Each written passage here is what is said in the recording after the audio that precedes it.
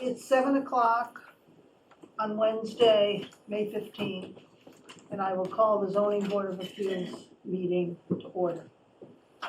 With me tonight, I have Rob Scott, Sean Zahn, John Veneris, Brian Zalisi, Catherine Howe, and myself. On the first and the third application, Brian Zalisi will not be voting.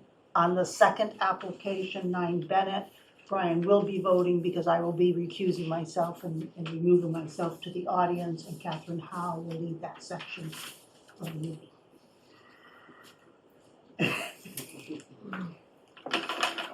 So the first item on the agenda is 35 School Street. I will open the public hearing for the application of James Gaddis for a special permit under sections 5.4, 7.2, and 12.5 of the zoning bylaw and other relief as may be necessary to extend the current encroachment into the setbacks and the variance under sections 5.4 and 12.3.3 of the zoning bylaw and other relief as may be necessary for excess coverage by structures and excess total coverage by structures and impervious surfaces. At 35 School Street, Assessor's Map number 51, Lot number 5, in District D1, filed with Town Clerk on March 21st, 2024. Mr. Gaddis, are you going to present the application? Can you hear me? Yes. Veronica's here, and I think I'm gonna leave the important stuff to Veronica. Okay, Veronica, could you just give us your name and your relationship to the application? My name is Veronica Hobson, and my business is Taproot Design. I'm the designer for the project at 35 School Street. Okay. And can I share my screen and I can walk everyone through it? Just a second.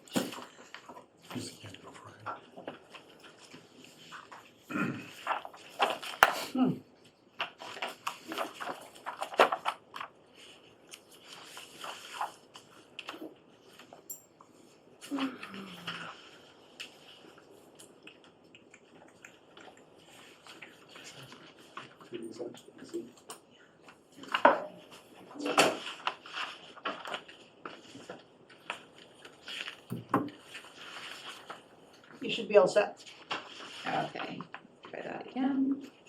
Perfect, okay.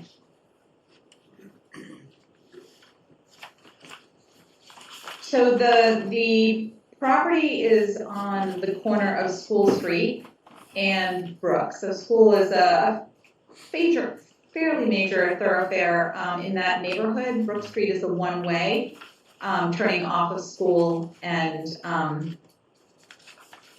heading, where are we, east. This is it from the corner here. This is the existing house today.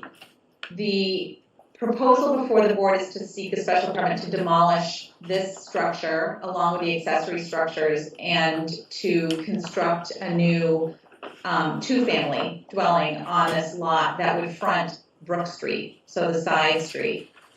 This house was purchased by Jim late last year, and it was, unfortunately, the house is in great disrepair. It was an unfortunate situation. I think it was an unfortunate hoarding situation that went on there, and the home as it currently stands is beyond salvage. And in fact, if I take you down Brook Street, this garage shed has already been removed because it was falling in. So as a safety precaution and a liability issue, since it sits right on the property line, this section of the structure has already been removed. But what we're proposing to do is to take the entire structure down and to construct a two-family. This property is in the D1 residential district. It is permissible use for this district. It's not inconsistent with other neighboring properties. In fact, the property right next door on 3 Brook Street, so this is 35 School right here on the corner. This property is already under construction with a two-family structure going in. You can see as we move down Brook and Desmond and North Street and even down School Street, we have several two-family and then even multi-family structures throughout this neighborhood. Let me take you back. Sorry, I'm going to take you to Gale Survey here. So the light blue lines, you can see that's the existing structure. This is the existing house here with wooden deck and steps that reach down to the property line towards School Street. There's a covered porch and a deck off the back that you can see back here. And then that is the shed that is almost on the property line that's been removed, but was there at the time of survey. The existing structure currently exceeds the front yard setback right at this corner by 5.5 feet. It exceeds the side yard setback, I think this is the side yard setback, by 9.4 feet at its tightest corner, and then it does move away a little bit. We're 3.1 feet off at the front corner.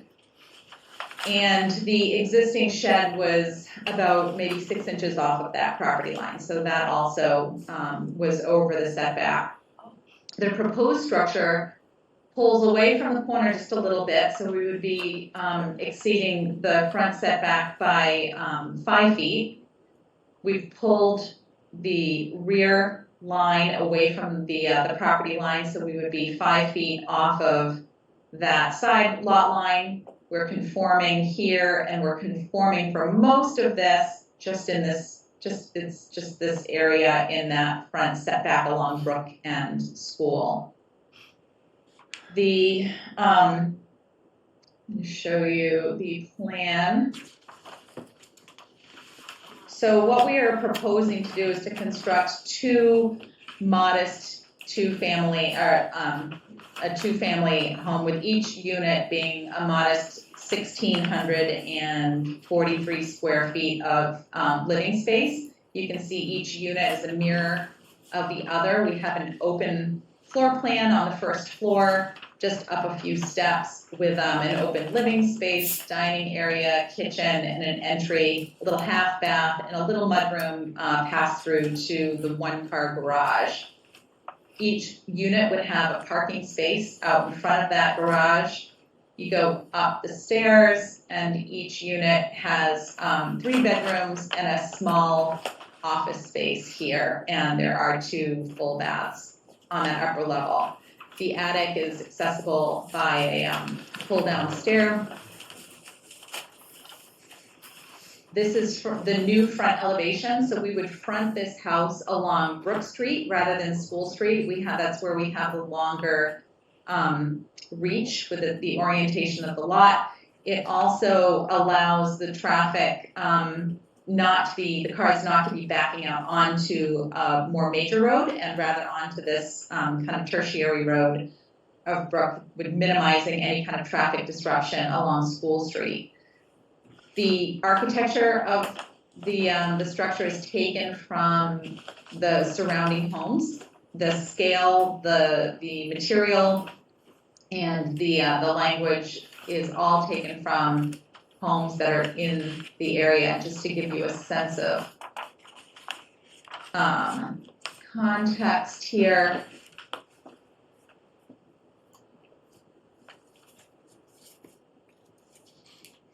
Bear with, sorry, keep getting that menu popping up. So the property that we're talking about is right here on the corner. So this is Brook, this is School, this is the abutting property. And we are just beyond these trees right here. You can see that the neighborhood has a mix of aesthetics, but most of these homes are 2-story, kind of a colonial esque type of homes. Some of them are older, some of them are, you know, newer, some are in disrepair. The intention is that the architecture here blends in with the neighborhood and the direction of the neighborhood. The garage, this middle portion is set back significantly, so really when you look at the house on the bias, it's these two pieces that come forward, kind of creating the illusion of two separate structures, and then it steps back, and you can see how far it steps back here with that light dashed line, with the garage kind of really push back, and we would change the material there to kind of further create a visual break between the two structures. We were trying to avoid having this look too large, and even from the side, this would be the elevation viewed from School Street. We're keeping the proportion of this quite small. I mean, we're doing that for a couple of reasons. We're doing that to keep it in proportion with the existing and the existing homes in the area, but also the homes that are currently under construction. We're also doing this because we realize that we're working with a small lot, and so we're trying to minimize the footprint of the house as much as possible, but yet still create create units that feel very livable for a young family. This would be the elevation along the back. So if I come back to the locus, it is right here. It's the elevation that is between 35 School Street and 2 Desmond Ave. And again, 2 Desmond is this structure right here. So it already is quite long, and we would be backing up to that. But this is also the elevation that we're pulling away from the lot line by 5 feet. Even though it's getting longer, the current house is within 6 inches of the lot line. This one now gives us 5 feet to move around the structure for maintenance, construction, without violating lot lines.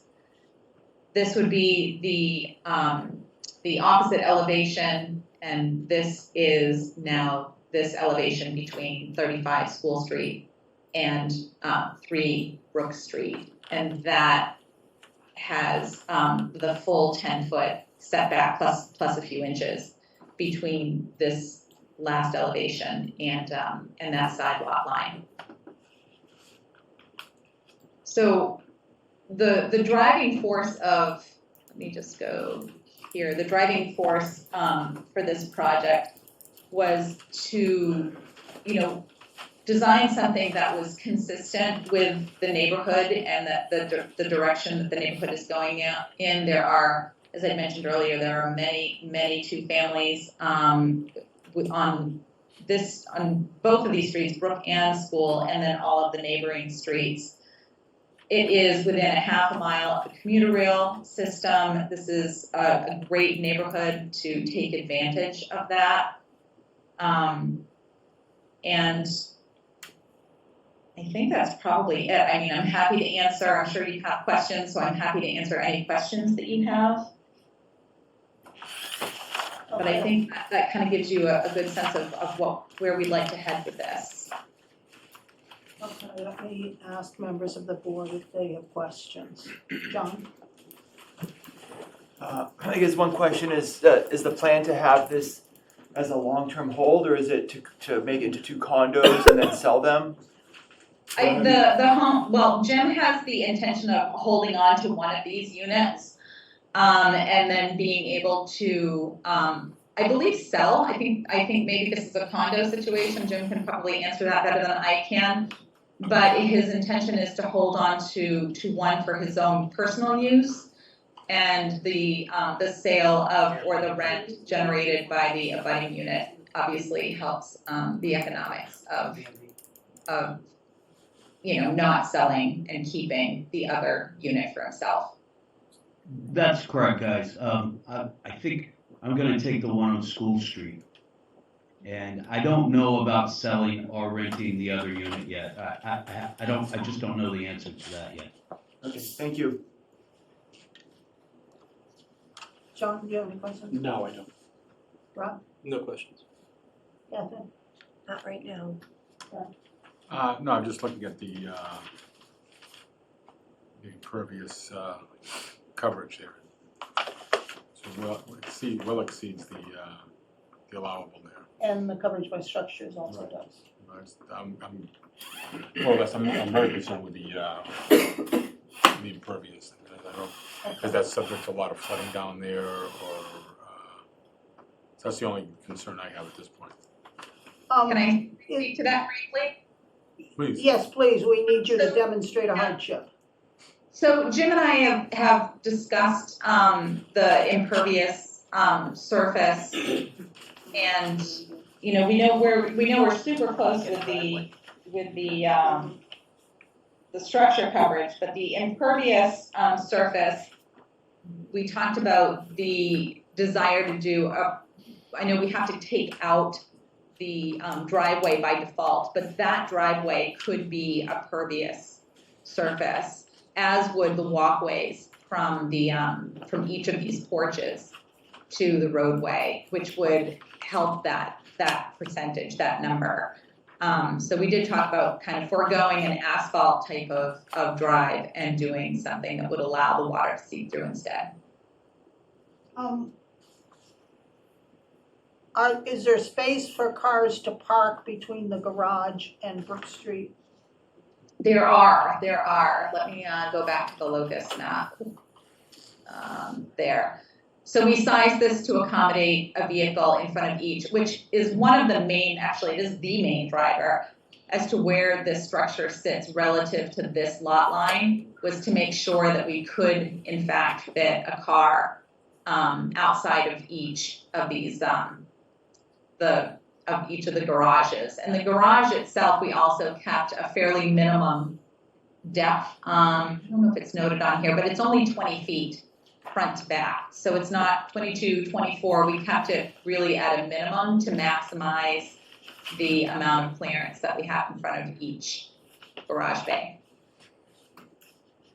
Now, according to the information in the application, the coverage by structures is 45.9%, where 40% is allowed. What hardship is there with respect, that would require a variance, so what hardship is with respect to the size of the structure? Well, I mean, I think that really speaks to the floor plan itself and the first floor. We really are working with a very efficient and tight floor plan. We're also trying to make this livable. So even though I'm not showing furniture in the floor plans here, which would probably help explain what I'm trying to explain now. These spaces really are minimally sized to accommodate furniture. I mean, we're really driven by the lot size. The lot size I know is not necessarily a hardship, but that really is the driver. We have created a small footprint for a full 3-bedroom home. We haven't put any extra space on the first floor, so everything is going upstairs. But we really have whittled this down to, you can even see the width by the front door. We've whittled down all of the spaces as much as we can, but still made a livable first floor plan. Any more questions from the board before I turn it over to the board? No questions. Kevin? I'm not sure that I really understood. So you're saying the hardship is the lot size? Well, I think it's the shape of the lot is also part of the problem. Okay. Let me go back to Gail's survey. First thing.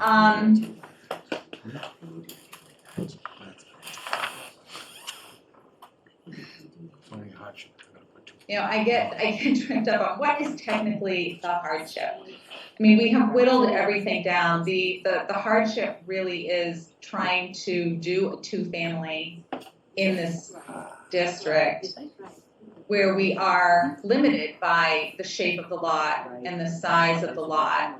And left with a pretty limited buildable lot area.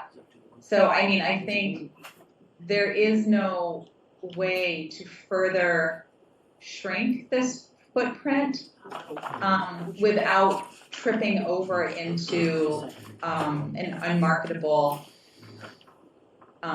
unit and an unlivable unit on the first floor.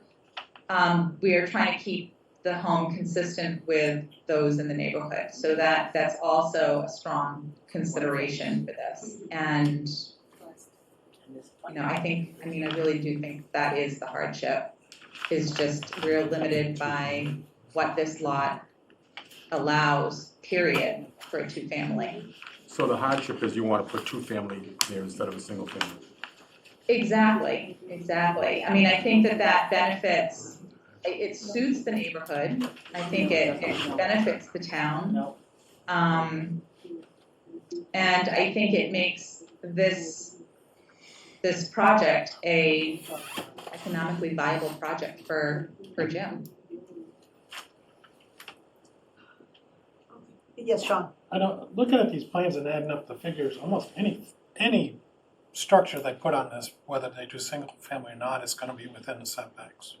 Yeah, I agree that the setbacks are an issue. My concern is the variance required with respect to coverage by structures.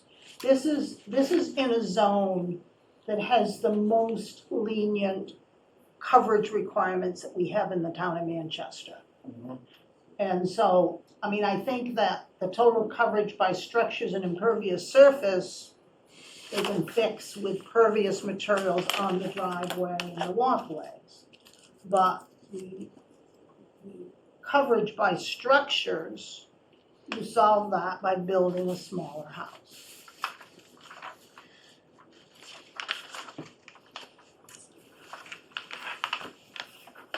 And I think that you can see, I mean, really, if you look at the floor plan, you can see this is not an overly generous house. It really isn't. It is, where are we? We are 24 by 30. That's a very small footprint for a home. We've kept the garage at a single car garage and a short one at that.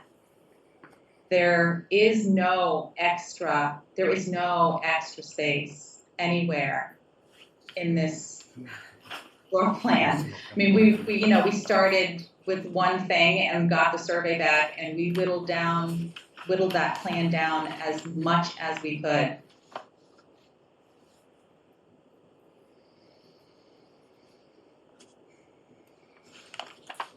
So it was over by 254 square feet.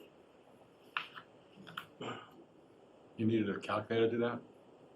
You would too. Yeah. I did. I was a history major. Yes, Rob. Numbers don't matter to me. I mean, you could have a 24 by 30 with a two-car garage and a single-family home and be well within a conforming lot with no issues. But you'd have the single-family home. So the hardship here is they want to live it, they want to put. Right. Well, They want a two-family home. right, I see and that as a hardship. the challenge is that I'm not voting. a variance requires You that, could have a larger. right. Sorry. A variance requires that it's due to circumstances relating to the soil condition, shape, or topography of the land or structures. That affects this property, not the other. I don't see anything in the variance parameters that reference a smaller lot. And this is a non-conforming lot. It's 4,300 instead of 6,000, which limits what you can build. That's the problem. Any more questions from the board, or should I put it out to the public? I'm good. Okay. There seem to be a number of people. I would ask that people speak only once. And if you're gonna say exactly what somebody else said, I prefer that you say you agree with what they've said instead of completely restating what they've said in order for it not to last all night. When you're recognized, you'll need to state your name and address, so that we have it in the records. Okay, is there anybody in the room that would like to speak? Raise your hand. Yes, sir, in the doorway. Yeah, Tom Henderson, 23 Brook Street. The first thing immediately I see about what's intended here is you're creating a tremendous safety hazard. You're gonna have people pulling out onto Brook Street at a corner of an intersection blindly. Here's there's two structures in front of the little bar. You're backing out, pulling out. There is a sidewalk there now. That's the main commuting route to delivering kids to school and also kids who walk to school. It's an extremely dangerous turn in onto that one way. People coming down School Street from Essex, cut the corner, turn in there blindly, and people coming up School Street do the exact same thing. And if you're coming out of a parking lot that is screened by two wings, as I see the thing here, you're coming out blindly across the sidewalk and into a one-way street where people already travel very fast, make that turn extremely fast. And besides all the other things, I think it's totally ridiculous putting this type of structure on a tiny little lot like that. Thank you. Thank you. Anybody else like to speak? Please raise your hand. Yes, sir. DeGutal, 17 Desmond Avenue. Well, in general, I favor two-family, multi-family houses, and I wish that this were a feasible thing here because I'm in favor of it. And I'm against taking one-family houses and turning them into, taking two-family houses and turning them into a single-family house in our community. But with respect to this, I wonder if I was concerned about where these cars were gonna go. And I think the previous gentleman, I agree with the safety thing. I wonder if the party that's doing this has considered, forget about the garage, but the two living spaces that maybe do not have a living space over the garage, but put the two living spaces together, make the two-family house, and just put don't put a garage, just put a gravel parking space out at the other end there. The one thing that would move the backup on the Brook Street further away from the corner, and it would also give you solve the problem of the house taking up too much impervious space. And they'd still have their two-family house. Thank you. Hold on just a moment. Gail, you have your hand raised? Sorry, this is our administrator. I need to find out if she's got a problem. Come on, Gail. I was gonna ask you to take the, so I could see who was speaking, if you could take that. Thank you, that's what I was gonna ask. Thank you. Okay. That was it. I'm sorry. Yes, ma'am? My name is Gail Masiero, 7 Brook Street. There has just been so much construction on Brook Street and Desmond Ave, and the unit, the dwelling that they put up there is huge. I can't believe that we let that pass. I don't know where I was, but didn't seem to get that notice. 3 Brook Street. 3 Brook Street, right, Pepper's old house. Well, that's, the 3 Brook Street is not before us. I know, but it has nothing to do with this I'm just application. saying, it's a 2-family, also a condo. I just don't know where all these cars are gonna park. We have a really tight issue with parking now. And you put in a 2-family, there's at least 2 cars in every family, if there's a husband and wife. And then there's kids. I mean, in my house, on 7 and 9 Brook Street, there's 5 cars. And we do have a driveway, we park end to end in the winter, but there's always a problem with parking out there. And, I mean, you can only park on one side of the street, and it is always full. I mean, our other thing, I guess we could park at Brook Street, but we can't always park there either. So my issue is the parking and the size of the dwellings. I just think it takes up too much space. I think it's a beautiful plan, but I just think it's too big for the corner there. And as Tom said, coming around that corner, even my next door neighbor coming out of her driveway, I worry all the time because people come down that street. I know it's 20 miles an hour, but, you know, and you're braking and turning a corner, but they speed up down there. And I just think it's very dangerous. And it's thickly settled anyway. Thank you. And just to make clear on the parking situation, the bylaw requires 1.5 parking spaces per unit rounded up. So a 2-family, 4 spaces for a 2-family exceeds the minimum required of 3. And that's what we would be looking at is what's in the bylaw. I'm not saying that the bylaw is what people want, but if they don't like the bylaw, they need to change the bylaw, not expect the ZBA So to change it. can I just ask another question? Yeah. On these garages, are they like, there's one in the garage and then one behind it? That's what she's saying. So there's So that's 4, 4. yeah, And that's all on their property? yes. Yes, ma'am. Hi, my name is Ellen Koski. I live at 37 School Street, and I hate to talk in public. But anyway, We won't bite you. okay. I've lived across from that property for a long time. It's not supposed to be for 2 families. It's just for 1 family. If you could build a single-family home, I'm kind of worried he's gonna rent or sell part of it and then Airbnb the other part of it because he lives in Beverly. It could be a beautiful property. And the other thing too is that parking is so tight. We have to put out cones to trim the bushes because people come down the street and they take the corner too tight. I get hit almost by bicycles because people come down with their bicycles and then I got the dogs out and they almost take me and the dogs out. And then the fire trucks come up and that's a different corner entirely. And I tried to explain that to him because at least I can see up School Street when I pull out of my driveway, but I can't see down School Street. So it's 50-50, but I'm in better shape than a lot of people on School Street. And there is no parking, and everybody wants to park there, and it's like, it's freaking insane, and it doesn't belong to be a 2-family, it's supposed to be a 1-family, it could be a beautiful family home, if somebody just used that properly right. Thank you. Yes, sir. I don't know if I'm repeating, but I'm Sean Willems at 8 Brook Street. And I would only say that lot is 4230 square feet, as I know you know, and I know you know that 3 Brook Street is conforming. So they have every right to build what they build there. But this person bought this property knowing what the size of this lot was. Went in with full information. There were 10 other bidders on this property. They shouldn't get to build. This was a single family home and that's how the lot was sized.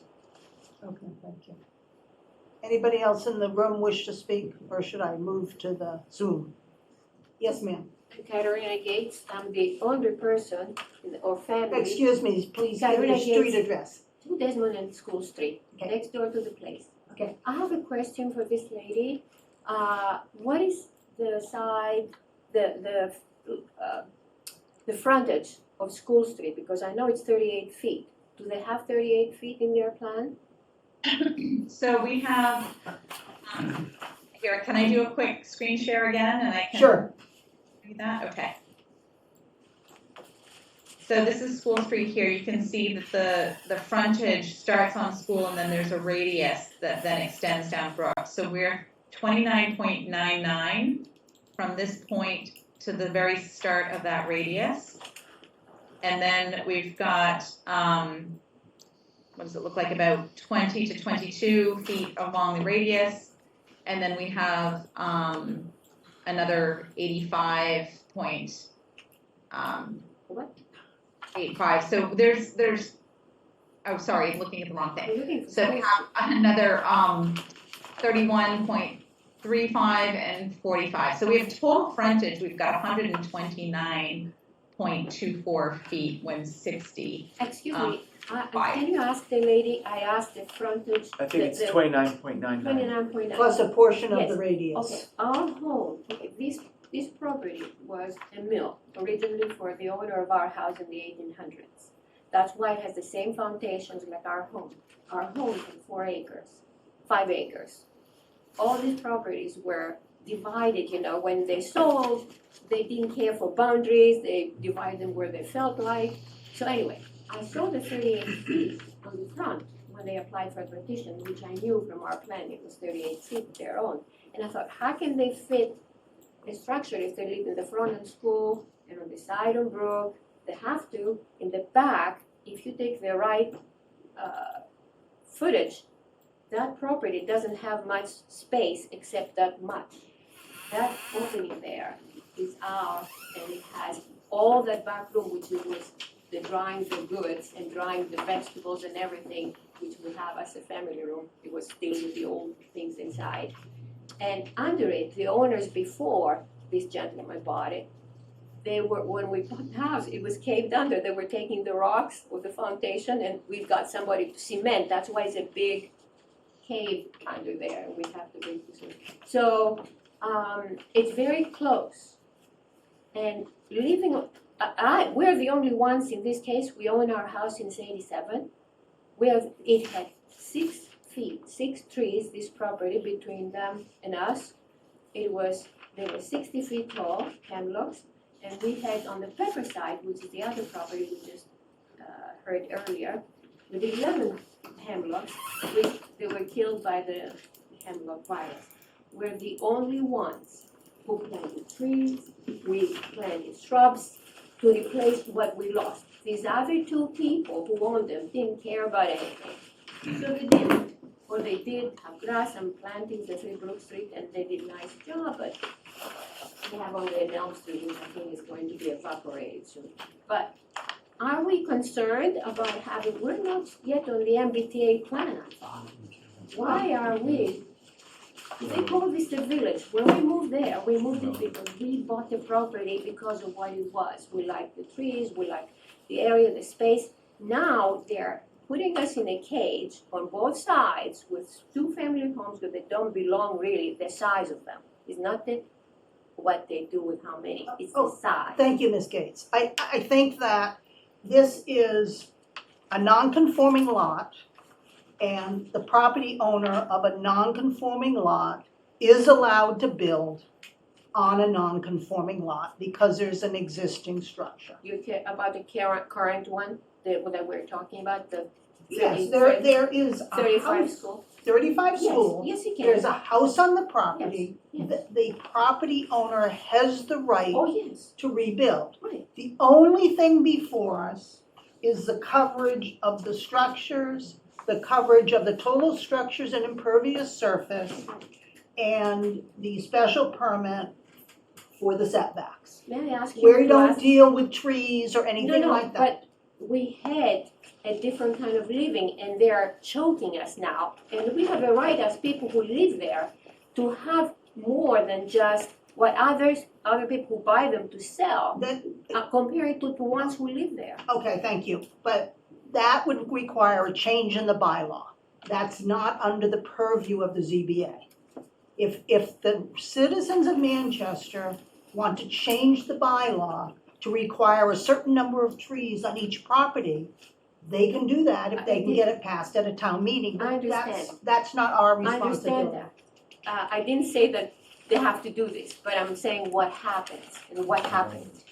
It's relevant. Thank you. So may I say, continue for 1 second?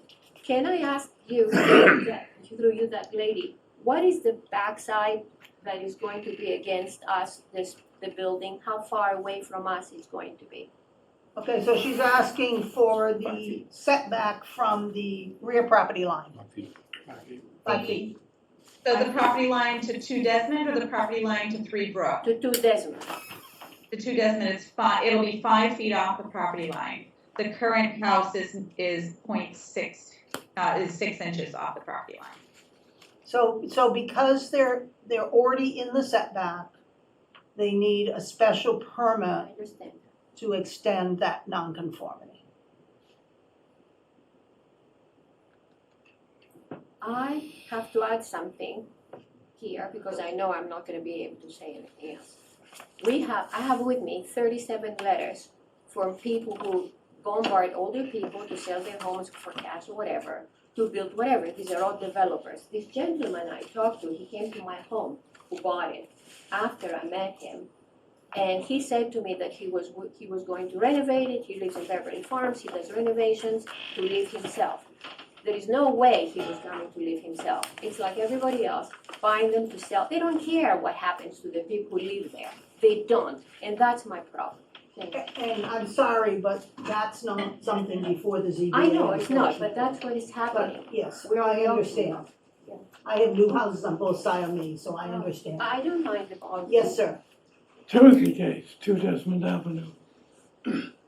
What is the required setback for construction from the back property line? 10 feet. I object to being surrounded by a 5-foot behemoth of a building. And I think that the special permit required 5 feet should be utterly denied and not allowed to encroach any closer to our property than the existing building did at that particular point where the building used to be or will used to be. Thank you. And 6 inches. the ambience of the whole neighborhood is being created in a tenement district. The ambience, I think, is something that we should look at, and I think the guy should be filing as a developer, regardless. Well, It's subject to the developing. This is in zone D1, which allows 2-family houses. So it doesn't, anybody can file under the application. Having heard from everyone in the room, I believe, I will see if there's anybody on Zoom who would like to speak. If so, please raise your hand and speak, and you'll be in Zoom and you'll be recognized.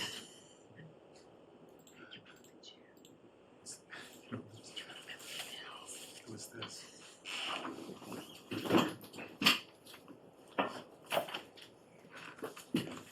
I do not see anybody raising their hand.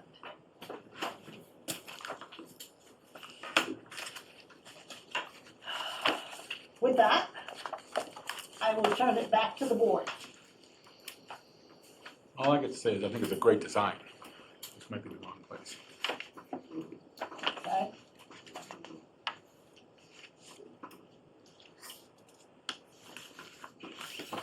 Rob?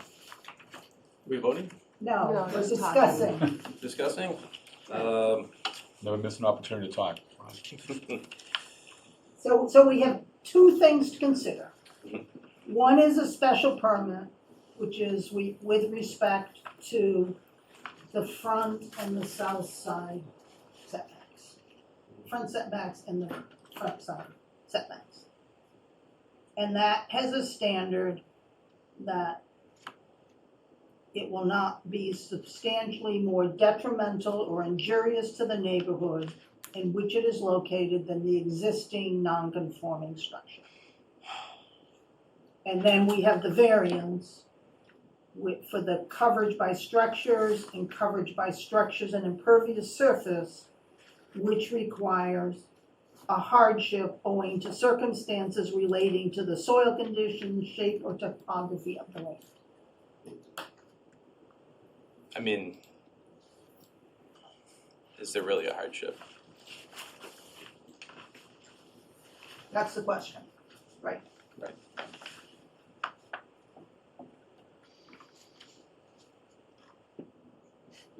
Stare at each other.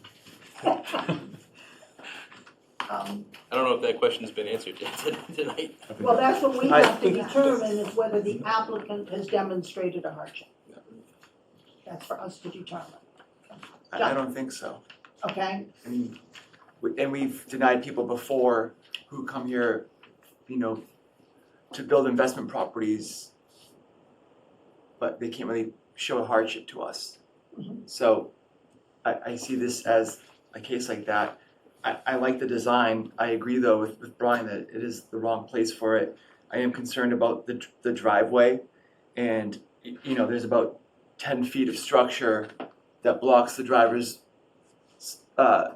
sight, line of sight as they're backing out of the driveway. I think the massing is large, especially when you look at the garage structure in the middle with the level above. Just looking at where the existing driveway is now, it's over here.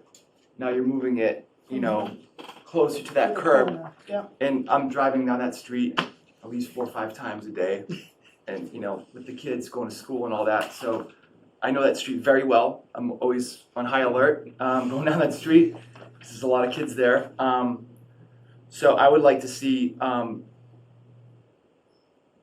the applicant go back to the drawing board and maybe propose something that, I'm not adverse to the concept of the 2-family, but perhaps making that into one structure and then even, thinking about a freestanding garage off where the existing driveway is, I don't know, and perhaps you've discussed this when you were going through various concepts, but I just think as it's proposed right now, the scale is just too large. So that's my opinion. Sean? I think with anything, if you do anything with the 2-family here, you're gonna run into the amount of footage. It's gonna exceed too much. Even if you could combine both of those footprints and push the garage to the back or park into the back, you're still gonna run into the same problem with the coverage. I don't think a hardship has really been shown. Can I offer just one more thought on the question of parking? Yes. My time has ended, but if I could just add one other thing in response to, did we consider, a separate garage structure? We absolutely did. That it doesn't help us. In fact, it hurt us because we weren't able to capitalize on the second floor over the garage. The other thing that we did consider, though, was digging down and doing a garage below the structure, and that would have certainly reduced our footprint. But the problem with that was managing water runoff, as somebody had mentioned earlier. There is water along that area in that neighborhood, and managing water by putting the garage below the structure just seemed like just a recipe for disaster. We're asking for trouble there, but that was also something we had considered in an effort to reduce the footprint.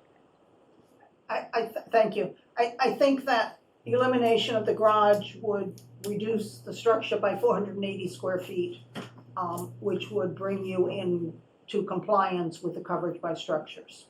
So it seems like there may be opportunities.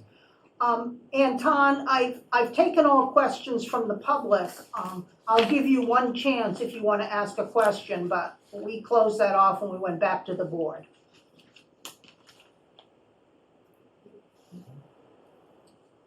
Do you want to speak, Anton? No, okay. I just, I want to agree with John, which really bothers me.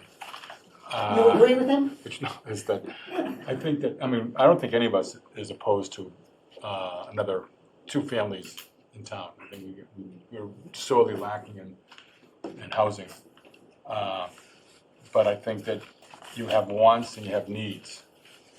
And I think that you could probably cross the want off the garage, all right, scale this thing way back and come back. But right now, I don't think you need a garage. Yeah, but where are you gonna put the cars? Well, I think that if by moving everything closer together, okay, we've created a parking field. Okay, but that's their design, not mine. Catherine, do you have anything to say?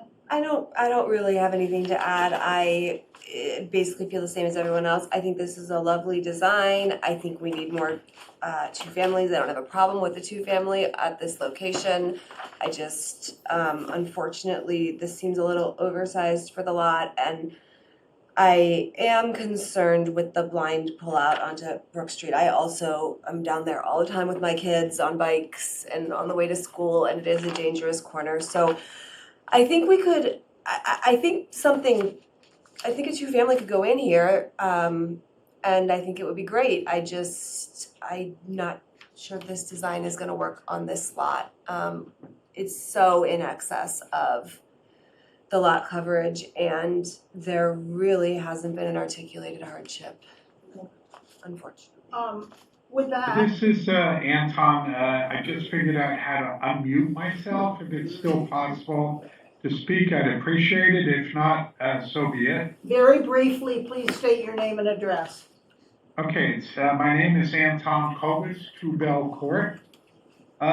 Two primary things is lot coverage, which from my point of view is more 50-50 pervious, impervious, and setbacks all the way around. If I look at the property next door, I'm not sure exactly what happened there, but it seems, I looked at it today, I can't imagine that that property has a 50-50 pervious, impervious. For this one here, I'm not sure how that's going to work. And to speak to the others who've spoken about safety on the road with where the garages are placed, I'm not sure. Those are my thoughts, and thank you for permitting me. Thank you. So it appears, Mr. Gaddis, that we do not, in order for a successful approval of the application, there needs to be 4 members of the board voting in favor of the application. It appears from the conversation of the board that we do not have 4 members who support the application as submitted. You do have an opportunity to continue the hearing and come back with different designs if you so desire. Or Yeah, you I can- think that's, Okay, go ahead. I think that's our only option.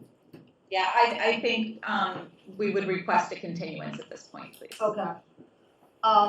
So I'll make a motion, at the request of the applicant to continue, the application of James Gaddis, for a special permit and variances at 35 School Street to 7 p.m. on June 26, 2024, and to extend the board's deadline for filing its decision until September 17th of 2024.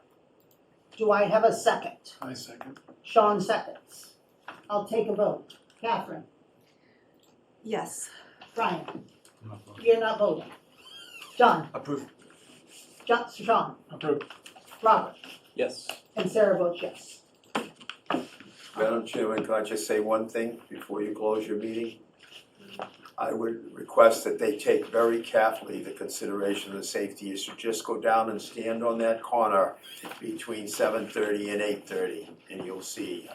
And it's not just pulling out, it's backing out blindly. Thank you. Thank you. Okay, we thank the board for their time. Thank you. Okay, thank you. Thank you. Thank you, guys. Thanks. We'll be sending this off for your signature. Okay, thank you.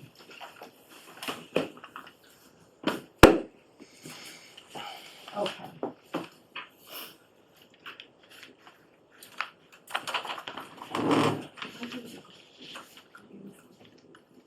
Do you know how to Swivel it here. give people co-host? Okay. You're up on Zoom.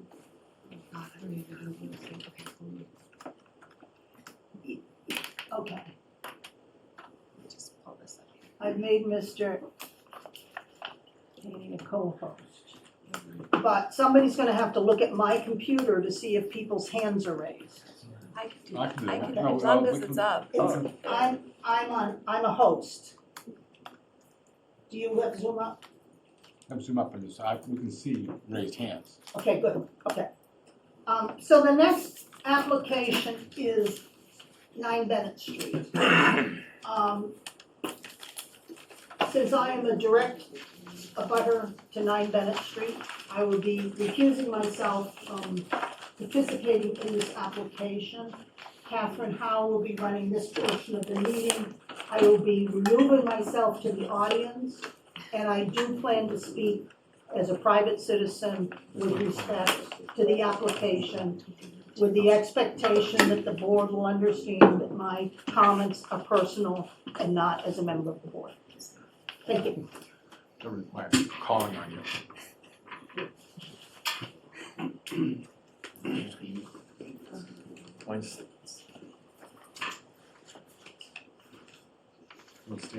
Star. All right, guys, bear with me here. I don't usually do this part, but I'm gonna work on it. So I am going to open the public hearing for the application of Jill M. Ryankowski Doyle and Timothy P. Doyle, filed with the town clerk on April 22nd, 2024, for a special permit under sections 5.4, 7.2, and 12.5.1, variance under sections 5.2 and 12.3.3 of the zoning bylaws, and/or other relief as may be necessary to demolish the existing two-family residence and construct a new single-family residence at 9 Bennett Street, Assessors Map number 28, lot number 10 in District A, thereby decreasing the existing non-conforming encroachment into the front setback and decreasing the existing non-conforming encroachment in the side setback bordering 7 Bennett Street, but creating new non-conformities by encroaching into the required side setback bordering 11 Bennett and exceeding permissible lot coverage by structures and impervious surfaces. Is there someone present here to present the application? Yes, I am. My name is Joe Dean. My office is on 86 Dodge Street in Beverly, and I'm here tonight representing Jill Ryankowski Doyle and Timothy Doyle. They are the owners of 9 Bennett Street that they purchased in September of 2023. And if I can share my screen, I have a brief PowerPoint that I'd like to walk through. I made him a co-host. I think you're all set. Just calm down, right? Oh, sorry. We haven't been recognized. Wow. So, 9 Bennett Street is a very old property, 1730. It's presently a two-family home in the town of Manchester. The applicants are looking to tear it down and build a single-family home on the lot. It is a very challenging lot for a number of reasons, and I'm happy to kind of run through the PowerPoint with you and then answer questions as we go. Madam Chairman, did run through our request for a special permit and variance and covered it perfectly fine. As a part of our application, we addressed section 12.52 and all the criteria. I'll be happy to run through that at the end if you like. This is an above view of the property. We have a circle here. It's a primary residential neighborhood with mixed colonial and some new modern homes that have recently gone up. It is, this end of Bennett Street, it's kind of a gateway to a much larger neighborhood or community in Manchester. It's close to the ocean. It is a very narrow street with limited parking. One of the improvements that we think we have made that is going to benefit everybody is the addition. Part of the proposal is to have a 2-car garage that will get some parking out of the driveway off the street. Should help everybody. Presently, there's limited parking. We're going to increase that. And this lot itself, it's a very tricky lot. My next screen here will show you the plan from Gail Smith, our engineer. I should mention that my clients are on Zoom in attendance here, as well as our architect, Craig Bosworth. And Craig may be able to answer any questions that you may have as well as we get rolling through this.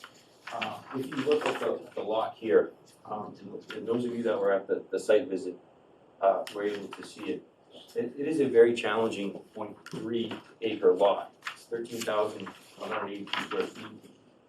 The westerly portion that borders 11 Bennett Street is a very steep ledge that kind of wraps around the back of it.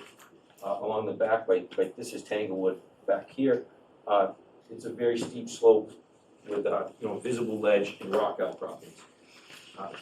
Due to the shape of the lot, if we just look at the shape of it before I go further, because I did listen to you, you are considering hardships. So just so you know, for the hardships that we'd be looking for, we believe that we do have soil issues.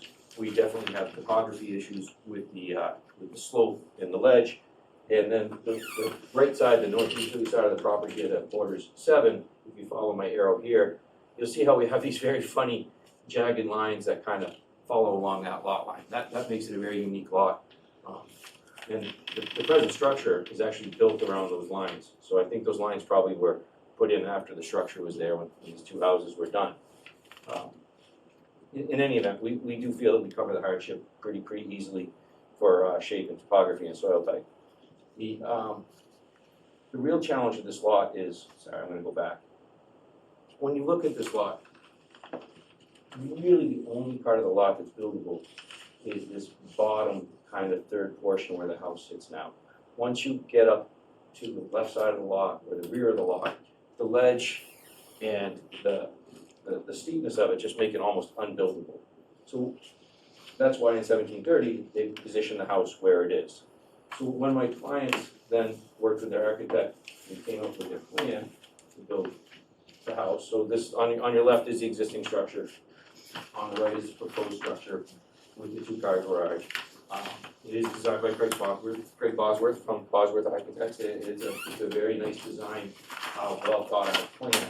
In addition to the design and the plan, Mr. Bosworth and the Doyles worked very hard to try to eliminate some of the hardship that's caused by, or it's not the hardship, it's a burden on both properties. So if you look here, you have the purple lines. That's our dwelling on 7 Bennett Street. And the orange line here is the current structure. There's really very little room between these properties as they sit right now. In fact, it's less than a foot right in here. So as they worked with their architect to come up with their plan and their design, they found it beneficial, and they believe it's beneficial for 7 Bennett as well as 9 Bennett, to take the property, if you will, and they pushed it back, and they spun it kind of clockwise to create a little bit of a different angle. So when they pushed the property back, it increased the front setback, so that's good, and it gave some much needed relief between 9 Bennett Street and 7 Bennett Street. So if you went there now, it's a very narrow pathway to walk between the houses. Now we're gonna have 5 feet on our side of the lawn. So there's a little space there that's gonna be huge for these people on both sides. But in shifting the house clockwise and back, it expanded into the left side of the lot, which is where we need the relief from 11 Bennett. We're in those setbacks on that side. So it's kind of a trade-off of one hardship for what we believe is, or one burden, which we believe is a lesser burden on the 11 Bennett Street side. Worthy to know, in between 9 Bennett and 11 Bennett Street, there is a really steep ledge that's almost like a privacy wall that functions very nice and provides some ample protection for the neighbors. So as we come before you tonight, we are looking for relief in 3 areas. The proposed structure will increase non-conformity and will need a special permit or variance, as this board feels is necessary, for the left side setback. So currently, the left side setback is compliant. With the new proposed structure, we are going to be 13.7 feet from the lot line. So our left side is going to go 38 feet to 13 feet. We are also going to request, or we're looking for relief from lot coverage. Our lot coverage is now 2.3% over, so we'll be looking for a little relief there. Lot coverage by structure and impervious surface is 2% over the allowable amount. We have discussed that. Currently, there's a paved driveway in the plans. We believe that if it made sense to the board, we would be happy to use an impervious surface for the driveway, and that would get us down below if that was a request from the board. We would like to have it paved for various reasons, but we understand if that's not going to happen. So those are our 3 relief. If we look at it and we look at the dimensions, our lot size doesn't change. Gross floor area is going to change. We're going to go from 1247 to 2287. Lot width is actually an improvement because by pushing the property back, creating a little bit more front setback, and turning it clockwise, we've created a little bit more room at the lot width, which current existing is 87.8, and we're now going to be at 88.4. The frontage, we still have the same 88 feet of frontage that we had before. Our front setback is gonna be improved. We are going from 25.8 to 22.4. Our side setback on the right side, which is where we think is the big relief for both these properties, presently is 0.9, and we are gonna have 5.6 to the setback there, so that's our big improvement. On the left side is our ask, and presently it's 38.2, and we're going to 13.7. The rear setback is still compliant. Presently it's 95.5, and it's gonna be 78. We don't need any relief there. Building height, we're gonna stay within the height requirements. And then I did mention the lot coverage for the structure, as well as the total structures and impervious surfaces we're requesting relief from. If we look at the next screen, it has the existing structures in orange. The proposed structure is in gray. Again, and in blue is the impervious surface areas. So on this plan, over here is where we're looking for the relief. And then over here is where I believe, and we believe strongly, that this is where the gain is. And that's a gain that's gonna help, again, we believe it's gonna help 7 Bennett as much as 9 Bennett. If we went around, and when we did walk around yesterday, there was a bit of discussion about the proposed porch in the back and the impact that it may have. Yesterday, there was some discussion that the proposed porch went right up to the fence. It does not go right up to the fence. It is going to be the 5 feet 6 inches off of the fence. There was questions about the impact of that porch on the neighbors' mature yew trees that are there, that are valued. In talking with my clients today and with our architect, we feel strongly that we can mitigate any risk to those yews by putting the back porch on piers rather than on the slab foundation as designed. So, as well as they've already had conversations with the neighbors, and they've agreed to work with their arborists to take protective measures during the construction of the property to protect those trees. They're valuable for both properties.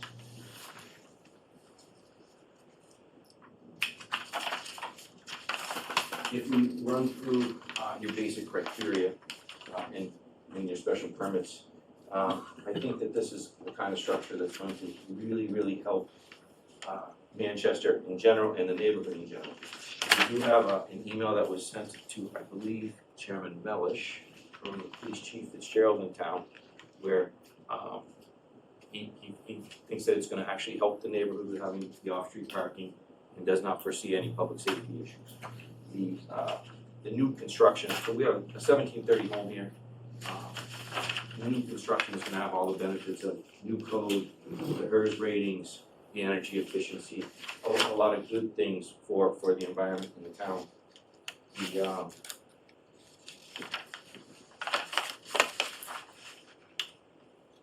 And pushing the property back,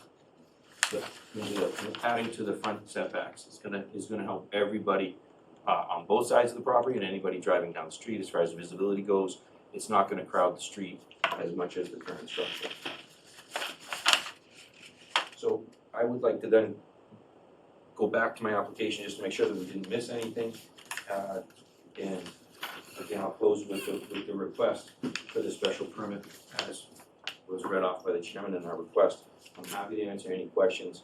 I also would be happy to run through the criteria that you have requested, but we detailed it out in our narrative. I don't know if you really want to use up the board's time reviewing something that's been presented to you in writing in narrative. Thank you. Members of the board, any questions, I don't have any. comments before I open it up to the public? No, I just, I am leaning very heavily towards the pervious driveway. You're on the ledge as it is, you're on a hill. There's gonna be a lot of storm water wash down that driveway. So anything we can do to capture some of that. We don't disagree with you. So The initial plans did have a paved driveway, and we were well prepared to agree That's the only thing. to a pervious surface. Yeah, so I also live on that street. I like the. Lord, how many streets?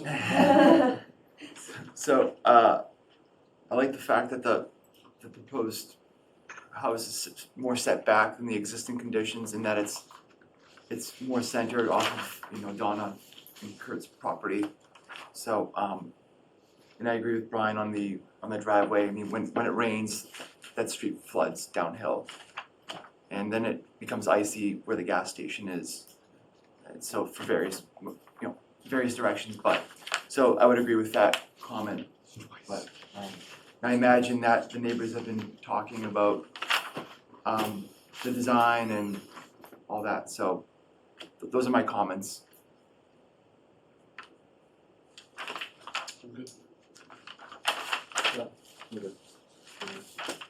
Okay, I will open this up for public comment now. As before, please state your name and address when you make a public comment. Please raise your hand and wait to be recognized, and please try not to repeat what someone else has said. Or if you do, just say like, I agree with what they said, and keep it brief. All right, yes, sir, in the blue. Okay, Kurt Smitaka, 7 Bennett Street. I met you all guys at the site walk yesterday.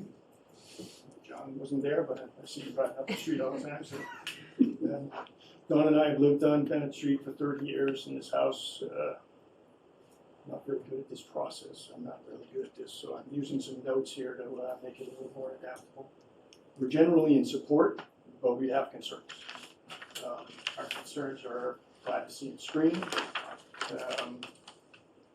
I know the design shows it pulling off the house, but the section of the house that is getting pulled off is actually not very much, hasn't been very much used over the last year, so it's actually gives us privacy. But so now that's going, which is fine. We appreciate that the house is moving back off the property line there. But when you move back where the screened-in porch is, it's 5.5 feet off the property line. And that is actually closer than what the existing house was at that location. So it's butting back in closer to us, further back. You saw our backyard, we love our backyard, we live in our backyard. Having a screened-in porch, a 3-season lived-in screened-in porch, 5.5 feet off our property line, we feel is going to potentially move into our privacy issues, even though there's notes about maybe building the porch on piers, 5.5 feet for yews that are 35, 40 feet tall. I would think the roots of those yews are going well out past there, and even just the construction of digging for the house, which is right butted up to them, or this porch are going to affect them.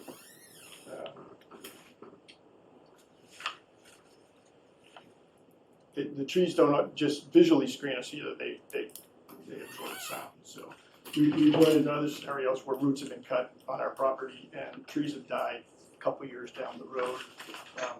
We can't afford to have that happen here because it really creates the whole atmosphere in our backyard. Our preference is to push the screen porch back off the property line a little bit so it's not butted up against there. So the other piece of the pie is the whole back of our house is glass. So we're going to be sitting in our house looking at a screened-in porch and hearing a screened-in porch. It'd be nice if it was around the corner a little bit, outside the 5.5 foot setback where it's shown. I know it's supposed to be 20. I know there's non-conforming issues with where it is today and what it could be going forward, but it would seem like we have a large home going in here that's a small change to push the porch off a little bit is not a big ask. And the other aspect of the screened-in porch, if it is a screened-in porch, we would appreciate having the side towards us be a solid wall, so that people aren't looking down at us, because it's going to be real close to us in that location. Even if it's around the corner a little bit, it's going to be close to us, and we're going to hear it when we're in our backyard. So the concept of moving the house away too, we really appreciate moving the house away. But I think anybody that's going to build a house is going to move the house away. I mean, that's, So close. it's for them, it's as good for them as it is for us. I don't think it was done for us. And even in that little bump out place there, there's a bulkhead there. So it's not as though there's nothing there. There is something there still.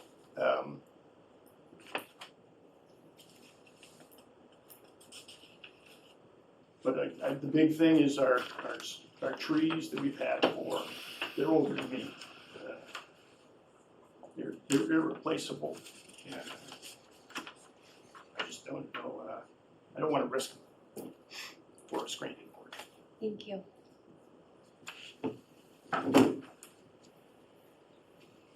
Sarah? Sarah Mellish, 11 Bennett Street.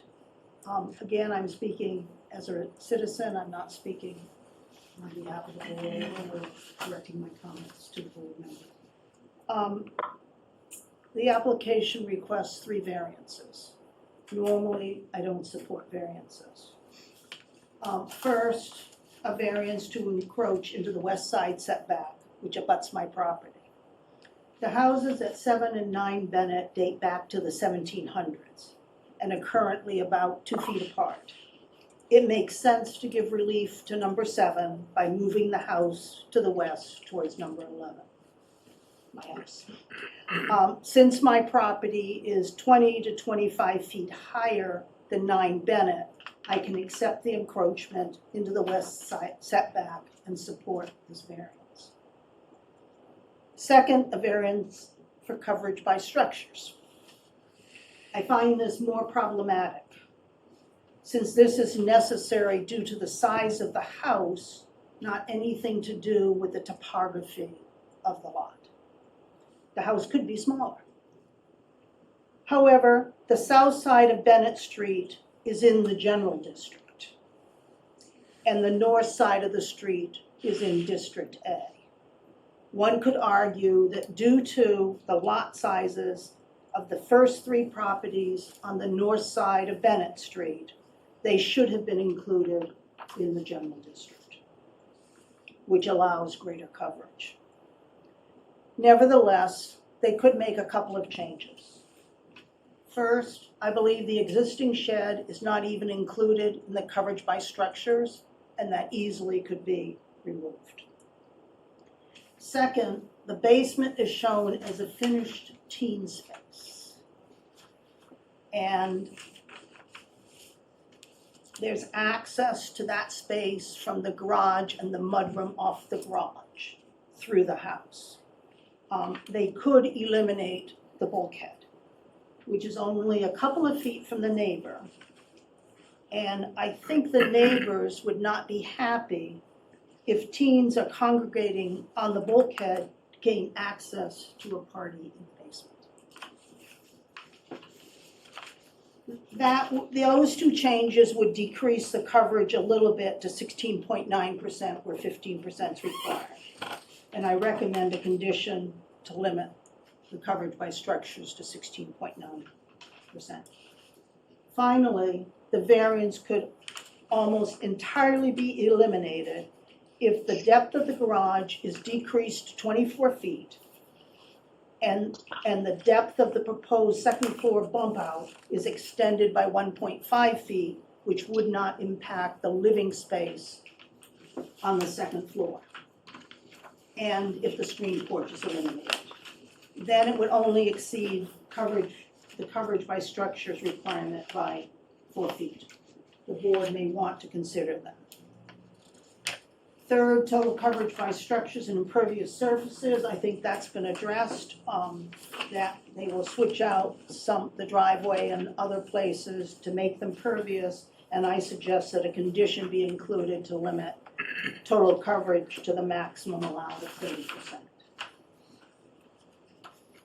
Finally, with respect to the special permit to extend the encroachment further back into the east side setback, I think the screen porch could be moved further to the west to decrease the encroachment into the east setback and decrease the noise level for the neighbors. I ask the board to consider that. It won't make a difference to me because the screen porch is well below the first floor of my house, so the fact that it's closer to my side makes no difference. Thank you. Thank you. Yes, ma'am. Caroline again, School Street and 2 Desmond Avenue. This house is an old house. Is it something that the town does when they have old houses like this, that they tear them down instead of keeping the outside? There is usually a law that says keeping the outside is fine, but inside you can do anything you want. Is there something with that house? There's no demolition, Well, it's not historic. It's not part of, it's not designated as a historic building in So town. nobody registered it, because that's one of the houses back in the 50s and early 60s. My mother-in-law saved from being torn down and made it a home. It's again by restoring it. That's all I want. Thank you. Is there anyone else in the room? Yes, Corey sir? Bell, 3 Bennett. Largely in support of everything. I think everybody's covered most everything that's come up. Just on the driveway issue, changing it to stones. I live at the bottom of the street, and I shovel all of the stones that come out of everybody's driveway and go into the gutter. I would much prefer that it would be at the curb down to also shovel a good amount of those stones. I'd actually prefer it to be asphalt so that it actually, those of you who drive down Bennett, it actually makes it really dangerous because all of the stones in the street kind of gather and make like a skid pad. Like my son loves to skid his bike on it. So I'd be pro of granting a variance if that's just letting them pave their driveway for a couple of percentage versus having this thing. For the record, I was thinking of like dry laid brick. I wasn't thinking of crushed stone. Yeah, like There's- pavers or. Yeah, Pavers. There's pervious paper. Yeah, I know, we've had a lot of people do the pervious switch to like the Lintec stuff that just ends up down the street. Thank you. Yes, sir. I'm Josh Anderson, 4 Bennett, right across the street. I am a fan of no gravel, please. And I'm generally in favor of the petition. I think the improvements mentioned, I will just ditto, and there you go. Okay. Is there anyone else in the room before I go to the Zoom meeting? No, is there anyone on Zoom? Their hand up. If you're on Zoom and you'd like to make a public comment, please raise your hand on Zoom so we can see you. In the meantime, Ms. Mellish, I'm not overly concerned about, as long as the police chief lives on Bennett Street, I'm not overly concerned about a lot of parties on that street. Can I make one other comment? Sure. One thing I just picked up on in the discussion, what was stated for the proposal was the ledge on the left-hand side of the house created a natural privacy wall, and we have a natural privacy wall on our side that we're trying to maintain as well. So I just wanted to kind of note that. It was an argument on one side, I wanted to make sure that we have that on our side as well. Understood. Okay. I do have one letter to read into the record, so I will go ahead and do that. Catherine, you have a raised hand too. Oh, okay. The architect, Mr. Okay, Bosworth. I will go ahead, Mr. Bosworth, you can go ahead and speak before I read this into the record. Thank you. This is Craig Bosworth, the architect of the project. Could I have share screen for a moment, please? Anyone know, John, do you know how to do that? Make the share screen. I can barely drag a red 7 over a black 8. Anybody in the audience know how to do it? Tech support? You did? Don't check your email while you're there, just share. I don't know what he's under. Craig Bosworth. Craig It's really, Bosworth. I know it's, There. how do you do that shit? We should have like a little lesson. How to look in. I learned during COVID. I think you should be able to share your screen now, Mr. Bosworth. Yes, thank you. I'd just like to address the porch issue if we could and answer any other questions that might come up. The intent of the floor plan layout I think Bill did a great job describing some of the hardship with the ledge, the site topography issues that we have. The right-hand side here, this is where the bulkhead is, this is the porch. The intent behind this porch is to be the extension of the living room spaces. The goal here, as you can see, it's a relatively small footprint.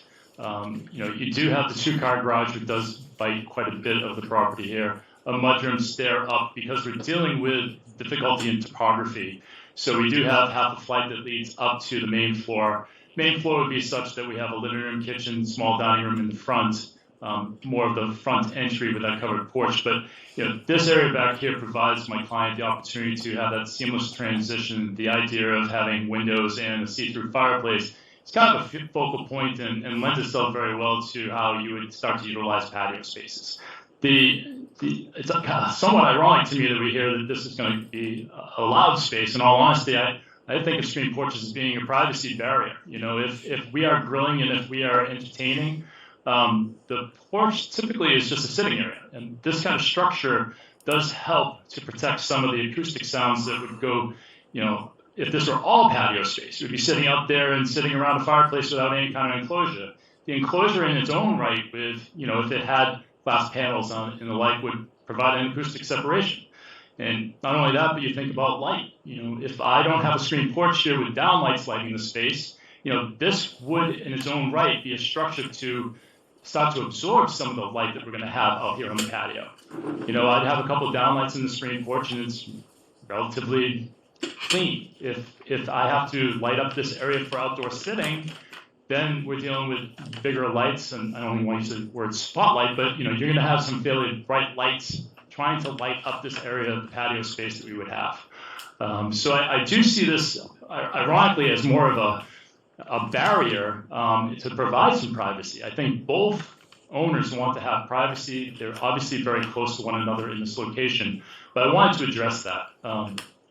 Also, just while I have the attention, I know that there are some trees that are in question. It's very simple for us to really get 1, 2, 3 isolated pier points that we could support this screen porch. It's only a one-story porch, relatively simple structure. We don't not need to have a slab on grade. There'd be some grade beams. This is going to be like a deck-like material, maybe some crushed stone underneath that. It's really not meant to be such that we're digging and creating 4-foot frost walls or anything underneath the screen porch. So hopefully that, with the help of an arborist, will certainly help the survival of those trees. Hopefully, is the key word. I think the other questions are in regards to square foot areas and the like, so we would have to address that at a different time. I do appreciate the comments, but I wanted to address at least the porch here tonight. Thank you. Thank you. Anyone else to make a public comment? Yes, sir. Jim Gates, 2 Desmond Avenue. I know in our neighborhood, the Concom gave permission to a person rehabbing an existing dwelling to lay down some kind of permeable blocks. And that eliminated a gravel problem where these folks seem to have a concern. And I'm just throwing that out as a possible way of resolving that problem. Thank you. Okay, if there's no further comments, I'm going to read the one letter I have into the record here. This letter is dated May 9th, 2024. It says, Manchester ZBA. Donna Dowell and I have lived at 7 Bennett Street, directly abutting this property, for close to 30 years and would like to offer our input on the application submitted by Jill and Tim Doyle, the owners of 9 Bennett Street. Our home was built in 1776 and therefore is unique by today's standards. We are generally in support of the project and appreciate the proposed location that maintains the present front setback. That said, we do have a few areas of concern of which we would like to make you aware. We have previously advised the Doyles of these concerns as well. Our main concern is maintaining our privacy and screening.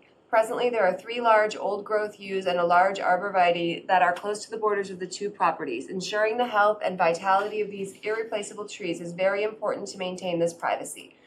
We have been carefully maintaining these trees for many years with the help of our arborist. The part of the plan that has the largest impact on the trees is the 3-season screened-in porch that is shown 5 feet 6 inches from the property lines.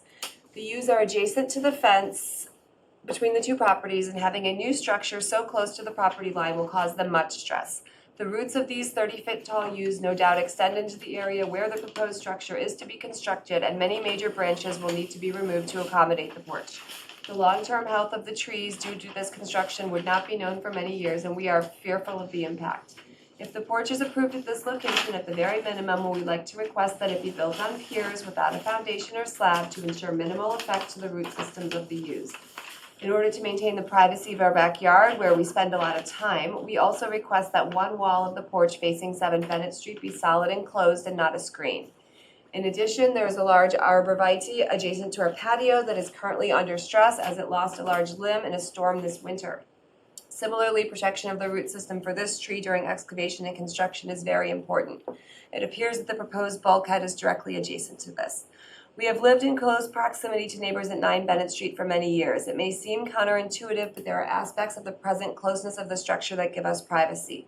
The part of the house that is closest to us is mostly a stairwell and blocks views into our yard from the 9 Bennett backyard and the street. This does not mean to imply that we do not appreciate the main parts of the house being moved off the property line, but just gives another perspective for your review. The new house location will open things up and make existing screening all that more important. We can be available during your site visit if there are questions. Donna and I also plan on attending the meeting. Thank you, Donna Dewal and Kurt Svetka, and I'm sorry if I mispronounced your names, 7 Bennett Street. All right, I think that's all the public comment. So if there's no more public comment, I'm gonna close the public comment portion of the meeting for board debate. All right, closing public comment. Let's go to board comments. Rob? I like Sarah's suggestion of moving the house over slightly closer to her property line. Is that something that's possible in the design? Do we know? I think that's what's proposed. No, I mean, more so than what's proposed. Oh. The porch, not the Porch. house itself. The Yeah, not the- porch? No, the whole. She never suggested I that. don't think that was, No, I it's thought the it was. porch. I don't No, believe that was no. suggested. Wasn't the whole foundation?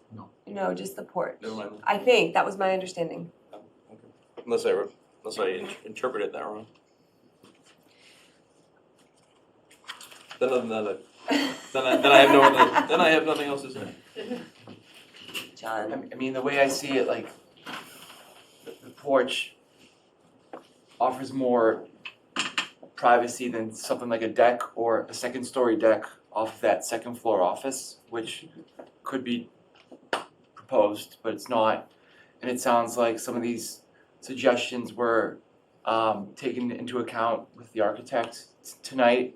I would suggest that maybe an arborist is involved during construction, to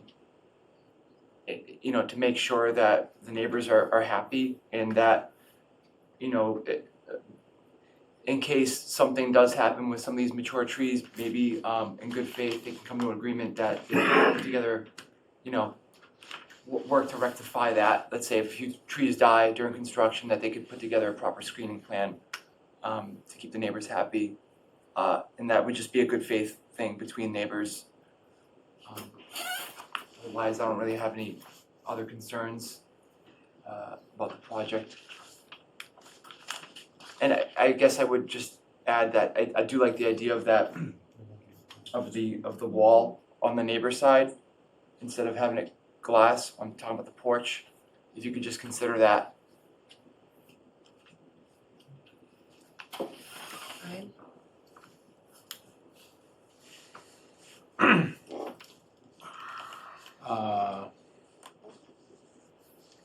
I see both arguments on the porch.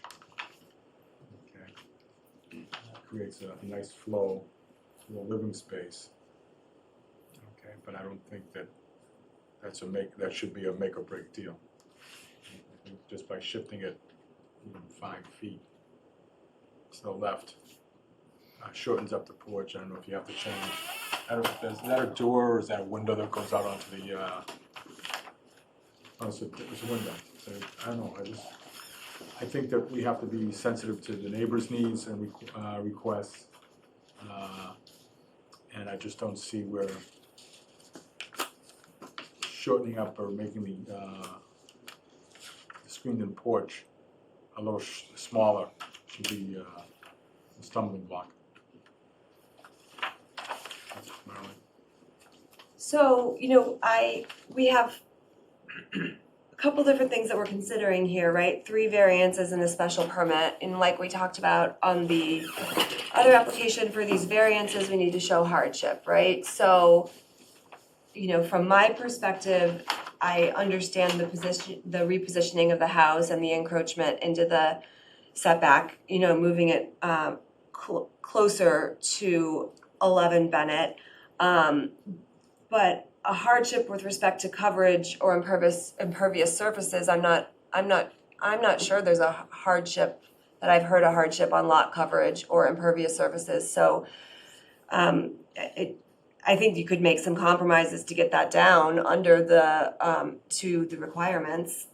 And I'm happy to listen if other people on the board, feel differently about that. But I'm not sure that I heard a hardship for those 2 variances. And I do see both sides of the porch issue, and I think that is something to consider, especially with the proximity. I mean, it sounds like some compromises have been made with respect to the trees already and whatnot, so it sounds like people are working together.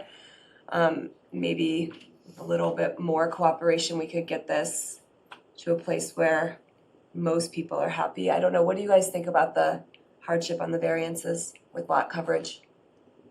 Yeah, I think you could bring that down to where it needs to be. The bulkhead was suggested. You Right. could make that porch smaller. You Right. could Easily, yeah. Pretty easily bring it get into creative and compliance. just trim it down. So the reality here is how much of a hardship is going from the 2200, was it, the 2287? To build a house that big, there's not a hardship anyway. So I think that get rid of the bulkhead, shorten up the porch, helps mitigate a lot of those issues there. It would remove the need for 2 of the 3 variances if you brought it into compliance on the lot coverage and impervious surfaces. You'd only have the variance with the 1 encroachment, which I think, due to the lot topography and whatnot, makes sense. And then we'd be voting on 1 variance and 1 special permit, but. I mean, I get the whole thing about the bulkhead, but the bulkhead's there for a reason. Because you need it for equipment, especially if they're putting their equipment in the basement. So you have to have a way to get the equipment in and out. You can't go through a doorway. So they have to have a bulkhead somewhere. Looking at this plan, that is pretty much the only place to put it. So I don't think there's really much you can do with that. They're gonna need a way in and out of that basement That's what from I'm the saying, outside yeah. of the house, a bulkhead or a. Yeah. I mean, I'm not saying I know, They could I'm not an reduce it, architect, yeah. I'm not gonna So I dictate the meant by get solution here. creative. But You they could could pick definitely a different, reduce you it. could decrease the size of the garage, I mean, there's lots of different ways you could Sure. bring this into compliance on Absolutely, yeah. lot coverage and impervious. Well, like they said, I mean, the topography of the site is a lot of the issue too, with the way Yeah. they're trying to do that stuff. That makes sense with respect to the lot lines, and the encroachment into setbacks, I think. I'm going on to the porch there, Yeah. on the site visit yesterday, I was trying to remember how far back that fence went. As I recall, it was along those trees that we're talking about. So that was well within, you've already got a fence now blocking off that side of where they're talking about their porch. That's true. So I wouldn't understand the point of two walls to block when you've already got something there. The other issue there is that because the house was abandoned, my understanding is Yes. that whole corner had been pretty much abandoned. Right. There's no expectation it's always gonna be abandoned, okay? So, you enjoyed your privacy for a while, okay? But so, that's the thing that comes to mind with me is that there is no, you can't have an expectation that that's gonna be, the way it is. That's true, that's true, but at the same time, you know, they don't necessarily have the right to rebuild within the setbacks. Just throwing that out there. Yeah, totally. But I question the hardships, that's all. Right, the hardships, me too. So.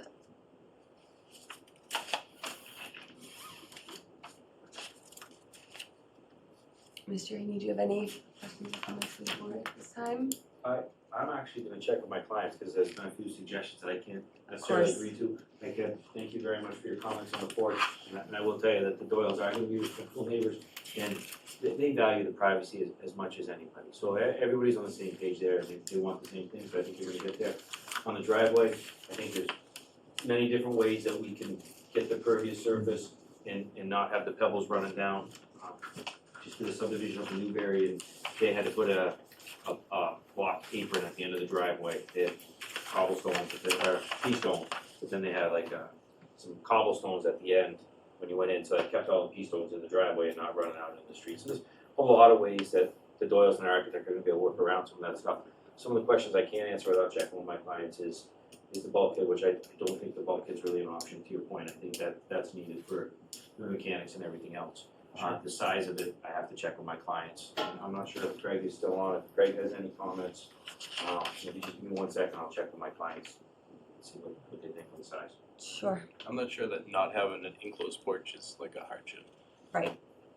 Right. Especially when you could put an enclosed porch within a setback, you've got plenty of space to do that.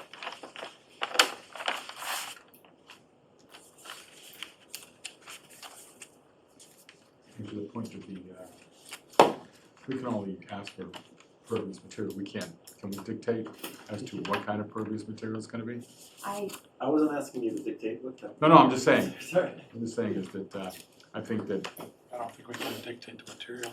pardon? We can't Let's see dictate what the it material. says. But I think that there's enough options out there with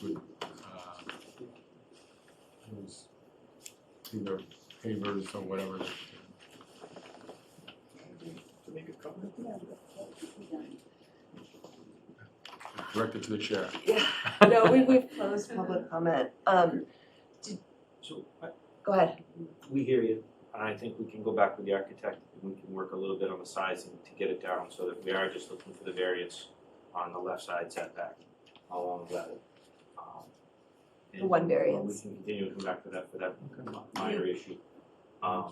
We just can't commit to it tonight without Yeah, having. of course. There's a lot, so every time we shift this and move it away from 7, we end up costing more money because we're getting into more site and everything else, so we just need to take, somebody smarter than me needs to take a look at it. A continuance, Yes. Just so happens. just so happens. Okay, so, do you agree to continue the hearing from May 15th, 2024 to June 26th, 2024? Yes. And, agree that the board's deadline for filing the decision be extended to September 17th, 2024? Yes. Okay. I'm gonna do a vote here. I move to continue the application of Jill Ryankowski Doyle and Timothy P. Doyle at 9 Bennett Street for a special permit and variance. To continue the application from May 15th, 2024 to June 26th, 2024, and agree that the board's deadline for filing its decision be extended to September 17th, 2024. Rob? Yes. Sure, yes. Yes. Yes. Yes. And Catherine is yes. So, Thank you for your time. Catherine, you need a second on that motion. oh, yep, sorry. Second. Okay. Second, and now it's approved. Thank you. Thanks, Gail. We just wanted to say thank you from the Doyles for your time tonight. Thank you. Nice job. Thanks. I was really impressed.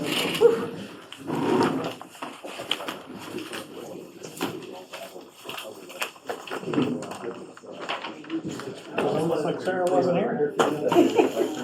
I tried. I tried. I couldn't look at you, Sarah, I was afraid to start laughing. No, I know, I was like, if I look at Sarah, I'm gonna cry. I wasn't gonna say you need a second. I was thinking about it, I and totally then I forgot. got carried away. Excuse me, we still got a meeting going on, guys. Have you take those off, please? Thank you. Thank you. Okay. Put it on your wall. Thank you, Kevin. No problem. I will now resume as chair for the application. Yes, yeah, the engineers are smarter than me. For the application of 90 School Street. I will open the public hearing for the application of Seaside Legal Solutions PC on behalf of Deegan Partners LLC for a special permit under sections 4.2, 5.4. Mr. Gates, would you please be quiet? Or wasn't that you? Oh, okay. For a special permit under sections 4.2, 5.4, and 12.5 of the zoning bylaw, and other relief as may be necessary to build an addition and convert an existing non-conforming single-family residence into a two-family residence, and a variance under sections 5.4 and 12.3.3 of the zoning bylaw, and other relief as may be necessary for an encroachment into the front setback by 1.9 feet of an existing porch at 90 School Street, Assessor's Map number 41, lot number 87, in District D2, filed with the town clerk on April 18th, 2024. And there's somebody here to present the application. Thank you, Madam Chair. I'm going to quickly, since you made the screen Whoops, share wait a unlocked. minute. For the record, while we do this, my name is Joel Favaza. I'm an attorney at Seaside Legal Solutions for the matters of 123 Main Street in Gloucester.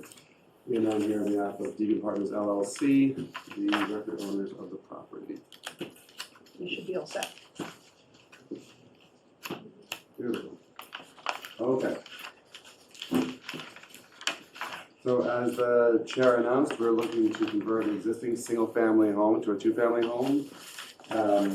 It'll be a 2.5-story rear addition constructed to the existing structure via a 1-story connector corridor.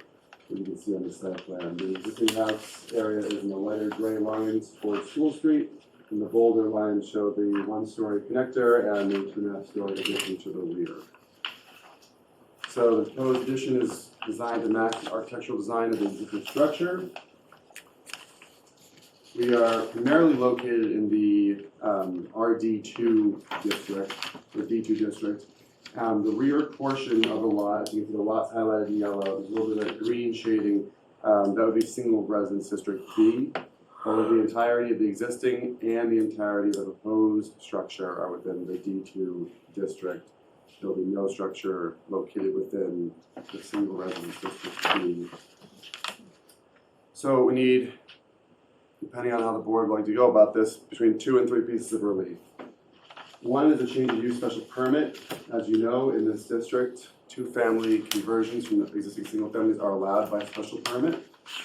We also need a variance, and that has nothing to do with the proposed addition or connector. What it has to do with is when you change from an existing use to a new use, any pre-existing non-conforming protection you had for dimensional variances can be considered lost. And so we have a front porch in the existing house that is 1.9 feet into this front yard setback, so it's 8.1 feet from the street, it should be 10.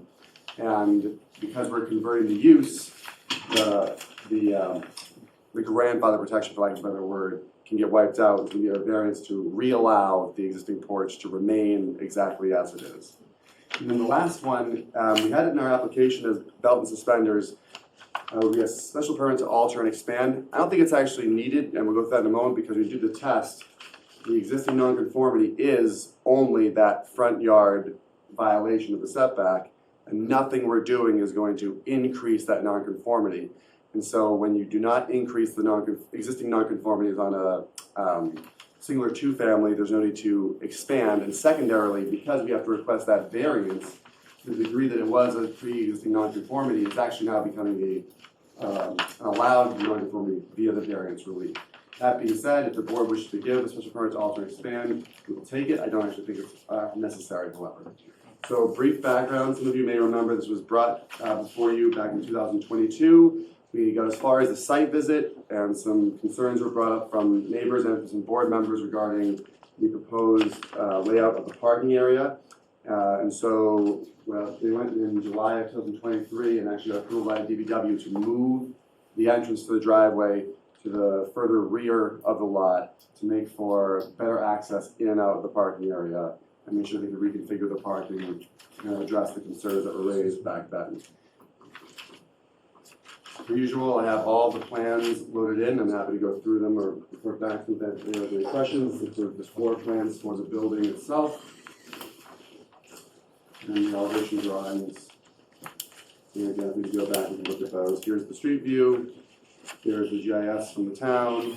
Here's the GIS with satellite from the town.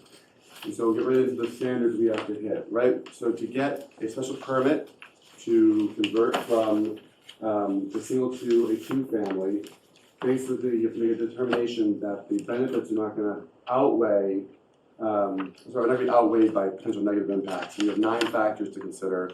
So go through as brief as I can, but I want to make sure we're on record hitting all of them. So you have section 3.3 standards. Again, we're not worried about lighting, noise, etc. This is a second dwelling unit on a residential property. Again, it'll match aesthetics of the existing structure, and there's a bonus in that it's going to obviously increase the value of the lot for the property owner. But this is also new growth tax revenue, which for those of you paying attention in budget season for municipalities is one of the few ways you can get a little additional money into your levy without violating Prop 2.5.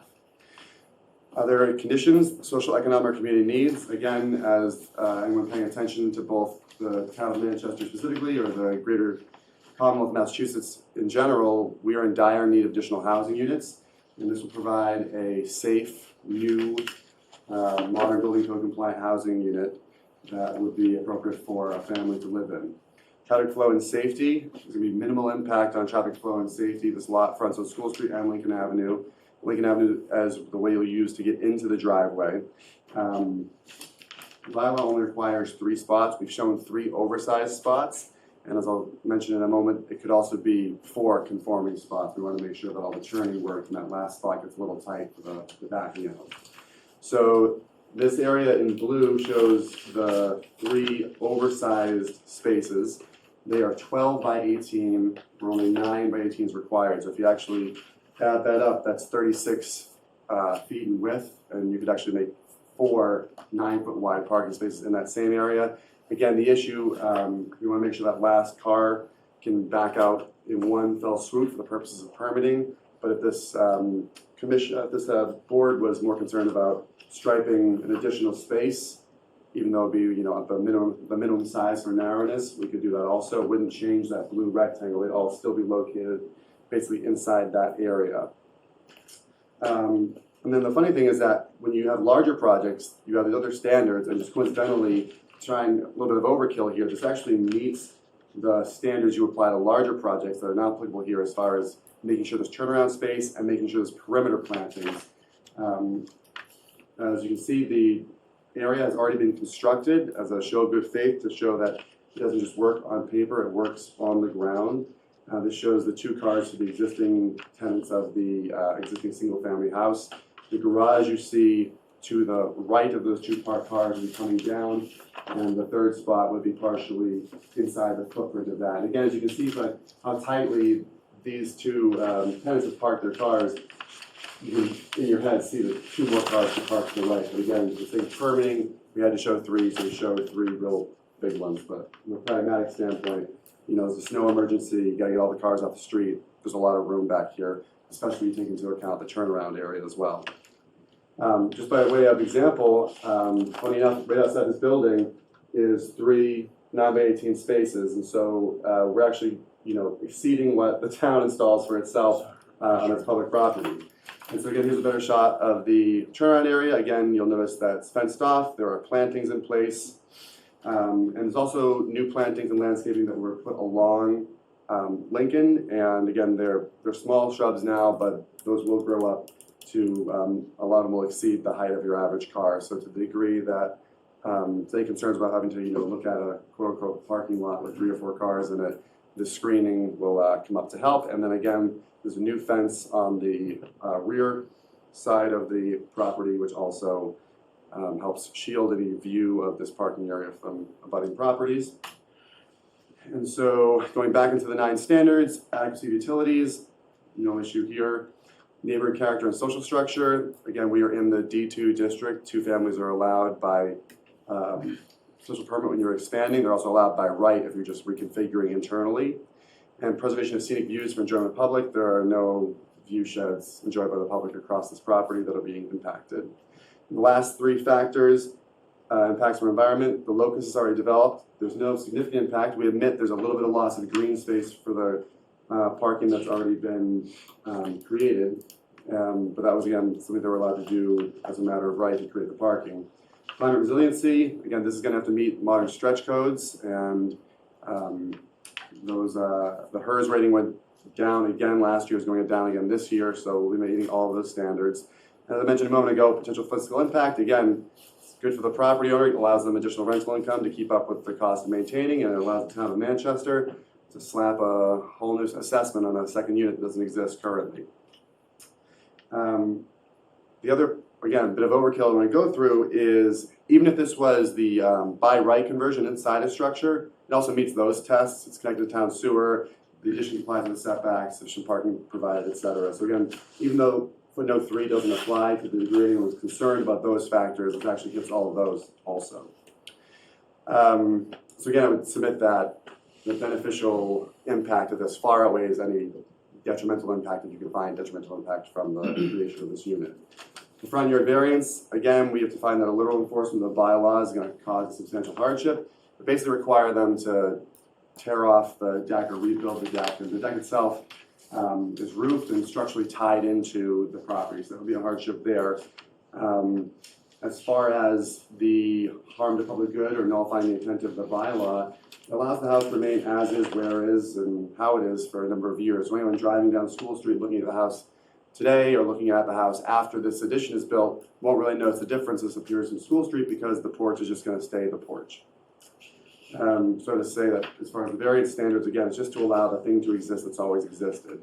And then again, for that alter expansion test, because section 7.2 says a requirement for a special permit does not apply to an extension, alteration, reconstruction, or structural change to a single family or 2 family that does not increase the non-conforming nature of the structure, the only non-conformity again is that front yard violation. Nothing we're doing is non-compliant. Everything we're doing meets every dimensional requirement, lot coverage requirement, impervious surface requirement, parking requirement, etc. So I don't think this permit is necessary, but if the board would like to give one, just in case, we'll certainly take it. And then, of course, we require you to make a finding that whatever degree of increase you find to the existing nonconformity, it's not substantially more detrimental to the neighborhood than what presently exists. And again, that only nonconformity is the 1.9 penetration into the front yard setback. So that was kind of quick, but hopefully we can all go home at some point tonight. So I'm looking for a change of use special permit by 423, convert from a single to a 2. I'm hoping for a variance from the front yard to allow that porch to stay as it is. And we can read the determination that there's no increase to existing nonconformities, or if you find there is an increase, a special permit to alter and expand. Thank you very much. I'll take down my screen share and turn it over to you guys.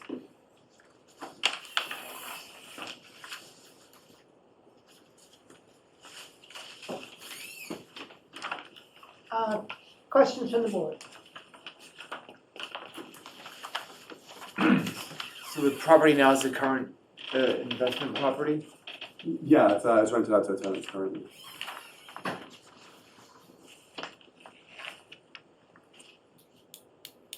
Did this have to go to the planning board as well for the curb cut? Like, how did that end up? DPW took care of the curb cut in July of 23. Is it still under Wasn't there a? I think I moved Oh, the there was- planning into there was- DW jurisdiction. There was an appeal Yeah, of the the- driveway curb cut, the decision was written, and the decision was not appealed. Okay. So that's closed. That parking area in the back, is that being used to park in the adjacent house? next Yeah, door? so there's, if you're standing on School Street, the house one to the left, so it's a narrow yellow house. That has additional accessory parking behind it, which you cross through the parking area that we showed, but none of the parking spaces shown interfere with the ability for people to continue past these 3 spaces down into the parking area. I'll put the site plan back up if it helps. Give me 1 moment, please.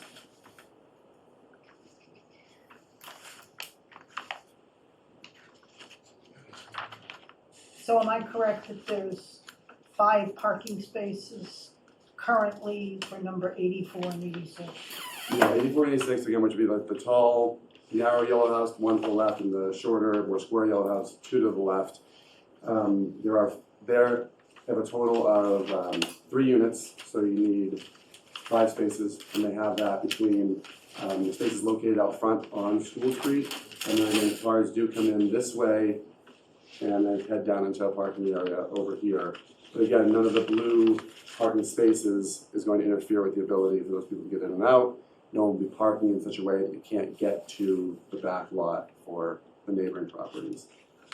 So even with the proposal, the neighbor is still gonna be using that as like an access easement? Yeah, as far as it's what they do now, right, that's how they do it exactly now. Again, the parking area's been built, for those of you who had a chance to go to the site visit or visit it on your own, what you see is what will be there. The only thing that's missing is actually the addition to the existing house. The parking area is totally built out already. And couldn't that cause problems in the future, if these properties sell? Well, so that the parking space, my understanding is that 5th parking space for 84 and 86, so the 3rd one for number 86 is physically behind number 86, is that correct? Yeah, so if you It's look. on that property. Yeah, so there's a parking lot with 4 spaces on School that you can be using at 84 and 86 to serve. The single family requires 2, the 2-family requires 3. And so 2 of the 3 required are served by School Street, and 1 of the 3 required is served by the rear. And honestly, if you're back there, again, in terms of a snow emergency, stuff like that, that house could actually park 2 or 3 cars fully back there without impacting the parking on the property that's before you. And what property is that other parking on? It is on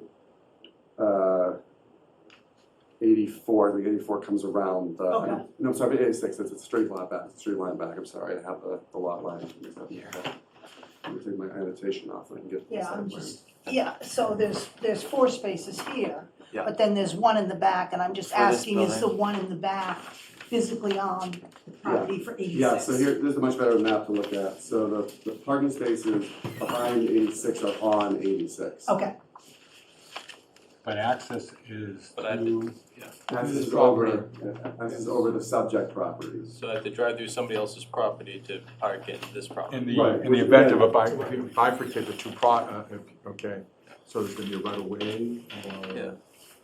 So again, that would be an issue for 86, right? So if there was, something were to happen, 86 would all of a sudden become in violation, but wouldn't impact, the only thing before you is 90. Yeah, but we're not gonna approve something for 90 if the properties at 84 and 86 could go into non-compliance when they're all controlled by the same owner. What I'm saying is that that's how it is right now. If I wasn't before you today, right now, 86 complies by having 2 in the front and 1 in the rear. But you are before us now. No, sure. What I'm saying is that nothing has changed for 86. Currently, 86 access is over 90. They did it yesterday, they did it today, and if we get these permits, they'll do it tomorrow. And this risk that, that there could be a bifurcation of the properties exists regardless of what we're talking about tonight. Nothing you're doing tonight exacerbates it. Nothing you're doing tonight changes it, right? But this is solely about, do we have enough parking spaces for 90? 86 isn't before you. And again, to the degree that 86, has this concern, it would be any relief 86 would need, you'd be able to condition that, right? But to say that, hey, your parking requirement is 3 spaces, you've shown 3 spaces, but we're concerned about an entirely separate lot that is not before the board, I think you're getting into kind of murky territory as far as your jurisdiction of this application. Is there an access easement over the property at 90 School for parking at 86 School? Because that is before us. So you cannot have an easement against yourself, so as long as properties are held in common ownership, you can't put an easement on the property that you own against another property. Again, here's what we could do. You could put a condition on the relief for 90 that should 90 fall out of common ownership or be conveyed out of common ownership with 86, that an easement must be granted to 86. Again, it doesn't impact the parking on 90 because 90 doesn't, this access easement for 86 doesn't impact where these 3 cars go. It's just it's a shared, pathway, right? So if you want to put some sort of condition that says, hey, 86 isn't before us right now, but the way we're going to try and make things better for, avoid a future problem is that, okay, well 90, you are before us. So 90, you have to agree that if we agree to this parking configuration you've shown us, we'll condition that parking configuration on the idea that if you ever separate ownership, you will in perpetuity allow, that space behind 86 to continue to be accessed so long as they need it, right? I imagine you could also solve the problem with enhancing parking in front of 84. There are other solutions, but I'm happy to take the condition that as long as 86 needs that space back there, if 90 breaks off separately, it must provide that access. That's okay. I just don't want to start hitting on 86 when 86 isn't filed and 86 isn't here. So to be clear, 90, 86, and 84 are owned by the same. Yes. So then, aren't they merged? Like, aren't they all before us? It's common ownership of adjacent lots. Like, I think that they would merge by operation of law, which brings the whole thing before us. So they don't merge by operation of law. The only time the merger doctrine kicks in is if you own adjacent properties and one of them is vacant. So because these are all built upon, they're called the merger doctrine, and it's if you own adjacent properties. So for example, I own a 5,000 square foot lot in a 6,000 square foot district, but I also own a blank lot next to it. Well, those are going to merge to cure my nonconformity. But if I own a 5,000 square foot lot with a house on it, and a 3,000 square foot lot next to it with a house on it, they don't merge because they're both undersized, but they're both improved upon with residences on them. It's only when one of the adjacent lots is vacant that the merger doctrine kicks in to cure. It only kicks in to the degree that you need to cure nonconformities. And again, we don't have any nonconformities relative to lot area, lot coverage, dimensional setbacks, et cetera. So there'll be no defect to cure here for So 90. is each lot conforming? I don't think that the structures on No, 86. the lot sizes. I don't think any of them are conforming, just looking at the pictures. Well, the one before you is conforming. And then you get I'm sorry, I'm talking about the other two. Sure, we get the chart up. So we are at about 8568 per square feet and 6,000. We have more than necessary requisite frontage, more than requisite lot width. So this lot before you is conforming. And again, to the degree that any adjacent non-conforming lot would need assistance, it wouldn't come from this one because it is improved upon. What about like a parking plan? So let's say if this is under construction, like where are people gonna park if, because you're gonna have existing tenants living at 90, you need the other tenants spinning around, and then you have contractors coming in all day. So like, have you thought about that? Yeah, and so again, there is, when you talk about parking spaces, we always talk about at least the 9x18 with, not tandem, not blocking anyone in. If you look at, I wish I had a better aerial shot of this.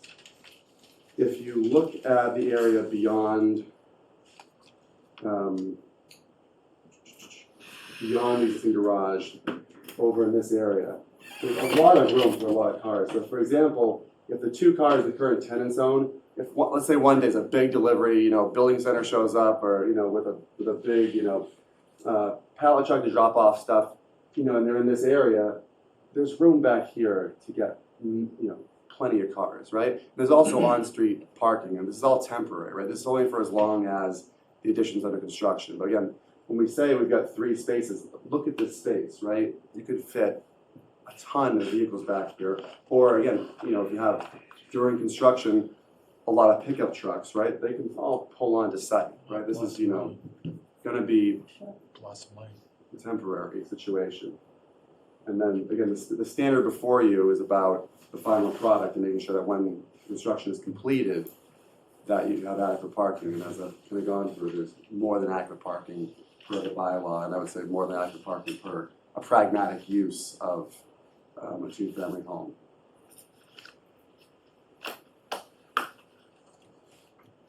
Okay. Any questions from the board? Not this time. I do have a letter that I would like to read into the record. Dated May 9th, 2024. Carolyn Goodall and John F. Burke, trustees of 85 School Street, Manchester, being directly across the street from the applicant at 90 School Street, wish to go on record opposed to this application. Our grounds are that the applicant is a non-resident absentee investor with no apparent hardship. That building and their adjacent house are primarily used for short-term rentals to date, along with many weeks in their Airbnb program. To date, they have not been used for long-term, much-needed housing in Manchester. In addition, the expansion will most likely make it more non-conforming in regard to lot coverage and possibly other zoning requirements. The building, like the one we own at 85 School Street, is easily large enough to convert to a 2-family in its current structure, and we would not object to a conversion per se in the same footprint without the addition. The owners have a contentious history with some of the neighbors in Town Hall, having previously made threats to convert both properties to a 40B. While that is their right, using a threat like that to get something approved should be ignored. And actually, a 40B that adds several affordable units to town would be better than the way they intend to manage this property. Other history is the planning board rejected access to 86 School Street from the Lincoln Avenue entrance to 90 School for parking behind their adjacent property, but it looks like they went ahead with that anyway. The town's Airbnb regulations, I believe, require that the building must be owner-occupied in order to rent out a portion for short-term rentals. I don't believe the owners of record with a financial interest have ever lived there. They in the past have tried to say a family member lived there, but we've seen no evidence of that. If so, they may be in violation every time they rent out on a short-term basis under the Airbnb regulations. They historically try for loopholes in order to achieve their objectives. Basically do something and then ask forgiveness, not proper. In summary, we don't believe a special permit or variance is warranted in this situation. Sincerely, Jack Burke and Carolyn Goodall, 16 Ocean Street, trustees of 85 School Street. I think this letter does raise the concern about short-term rentals. And I think that. Would you like me to respond to it? What? Would you like me to respond to it, or would you like me to wait? Yeah, I just want to add on to this, okay? Sorry.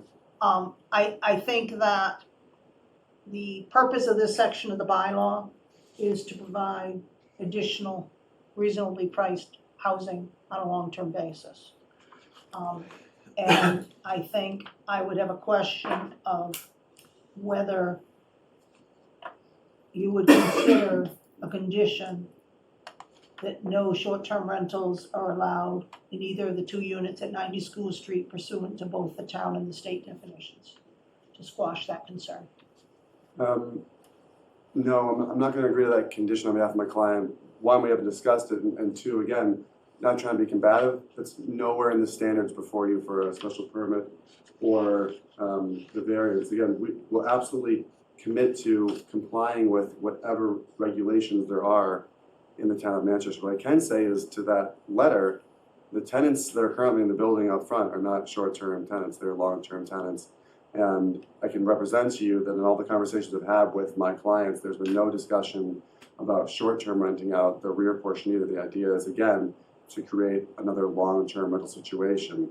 I think there's a big, short-term rental sounds like this nice, like, shiny thing you can make a lot of money doing, but it's also a hassle. I mean, you get good tenants who live year-round, pay their rent, take care of the place for you.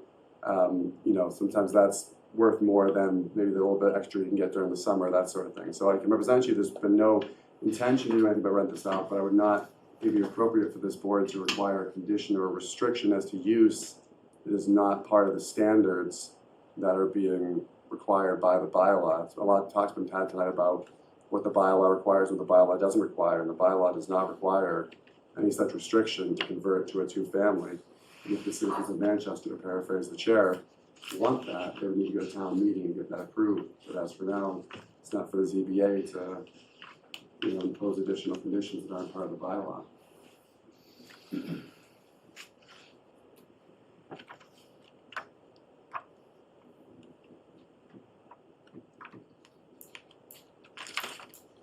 I think it may go to the fact that converted two-unit structure may not be substantially different in character from the existing building, that if it's going to be used as short-term rentals, then it's different character.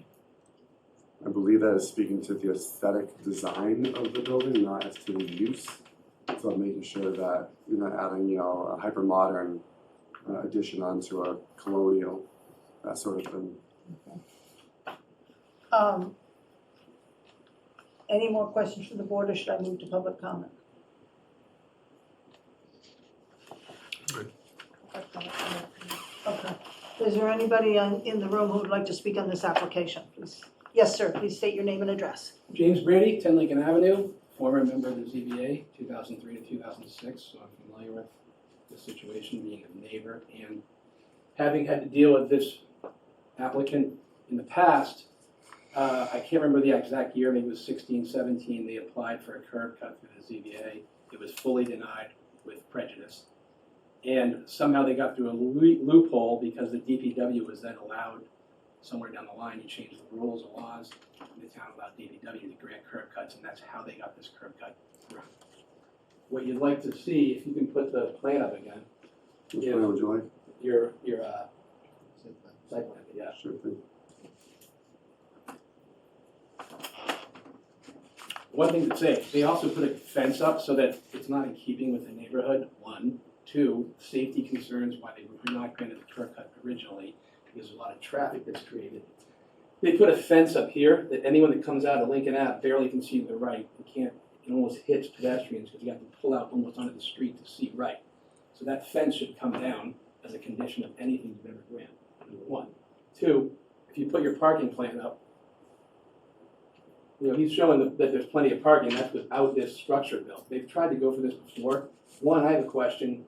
They're in zoning D, we're a single family zoning B, so how are you allowed to utilize zone B to conform to something in zone D? The parking shouldn't be allowed to be helping out a structure that you're trying to build in zone D. Also, if you have a car, you're parked in the middle spot, any engineer could see that. I don't even see if you can even turn to get into this spot, the way this is built right now. I would have the town ZBA have an engineer look at that, because I do not think you can even actually get into these 3 parking spaces if you were to build this structure as it's been put on this plan today. So, I mean, those are just a couple of reasons right there that I think that this should not be passed. It's not in keeping with our neighborhood. That's number one on the zoning book, why you're sitting here as a board. Is it in keeping in kind with the neighborhood? Is it detrimental? I feel it's detrimental to the neighborhood. I think a lot of the other neighbors would say the same thing, and I'll let some of them speak as well.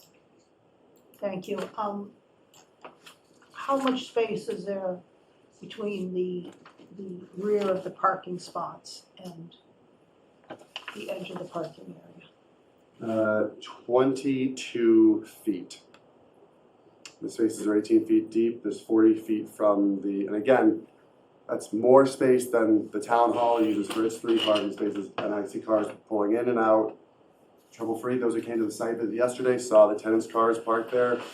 Again, there was more than enough space, and to the degree that someone's concerned about engineering, we have, shown the more difficult auto turn was that last photo, that last plan had a more difficult spot, showing the car backing up and getting back out of nose first. So again, this more than exceeds the requirements for parking space size, access size, etc. So from a legal perspective, we hit their criteria. And then again, in the town hall is the example. From a pragmatic example, you can see 3 spots, more narrow than the one we're proposing, with less space behind them, and people get in and out all the time. Okay, thank you. And would anybody else in the room like to speak? Hi, Matt Gibbs, 9 Lincoln Avenue. I think, we've had a lot of conversations as a neighborhood about this. I'm relatively neutral towards the application, but I do think I would like to know, do the current bylaws address what Mr. Brady just raised, which can you provide parking in support of a D2 zone in Res B? Yes. It's not for me, so the answer is yes, there's a bylaw. The structure is limited to the D1 zone. What? Can you expand upon that? What did you say, Sarah? The structure needs to be in the D1 zone, but there's nothing that says the parking, the parking has to be within the zone. The fact that there's nothing that says it doesn't mean it's allowed. Even, what? The fact that there's nothing that says that it has to be, doesn't mean that it's allowed. Well, if it's not prohibited under the bylaw, it's allowed. That's the way our So I'm not an bylaws attorney work. and I'm not in the ZBA, but I would argue that common sense would say the intent of zoning districts is to provide a designation of use amongst districts. True, fair? D2 is an overlay district. It's not a separate zoning district. Help my lay person brain understand that. D2 is an overlay zoning district within 100 feet of School Street. Okay. Which allows 2-family residents. What I'm trying to understand is, so we're in B, Lincoln Avenue, the majority of Lincoln Avenue residents are in B. And those of us that own homes there make assumptions that that means something. No multifamily housing, parking on the street because you're not in a D2 overlay district. But the reality of this property is that a majority of the parking for homes that are in D2 are accessed through B. And if you just look at it, right, there's 4 units, and the practicality of the site is that 1, 2, 3, potentially 4, 5, 6 cars will park behind the properties accessing through Lincoln Avenue. That's the practicality. The parking on the street off of School Street is really for 86. That provides enough parking. 84 and 86. But it's not 84. 84 comes through School Street. No. Again, they do. 84 and 86 are on School Street. I understand, Yeah. but they don't park on School Street. They come down Lincoln Avenue and they drive behind 90 and park. It's another street. My friend lives in the home. I They're know using it like exactly. another street. It's another street. That's how they access it. And this was what the gentleman here raised about the concern about breaking the property up. Again, this is not for me to have an opinion on. I do believe it's for the board to have an opinion on whether or not that is the intention of zoning. I mean, I personally don't believe that that makes a lot of sense. You would have 6, trying to be fair about this, I think it's 6, maybe it's 5, parking spots for servicing properties in D2 in B. But they're parking on the same property, and that's all the bylaw requires. And I don't know. But I think he's saying they're accessing it through B too. Is that allowed? If you were accessing through D and then parking on B because it bled into B from the. It's from the access same, it's a property lot. Parking must be on the same property lot. Right, but I think part of it is. Okay, I'm not gonna have a back and forth on this.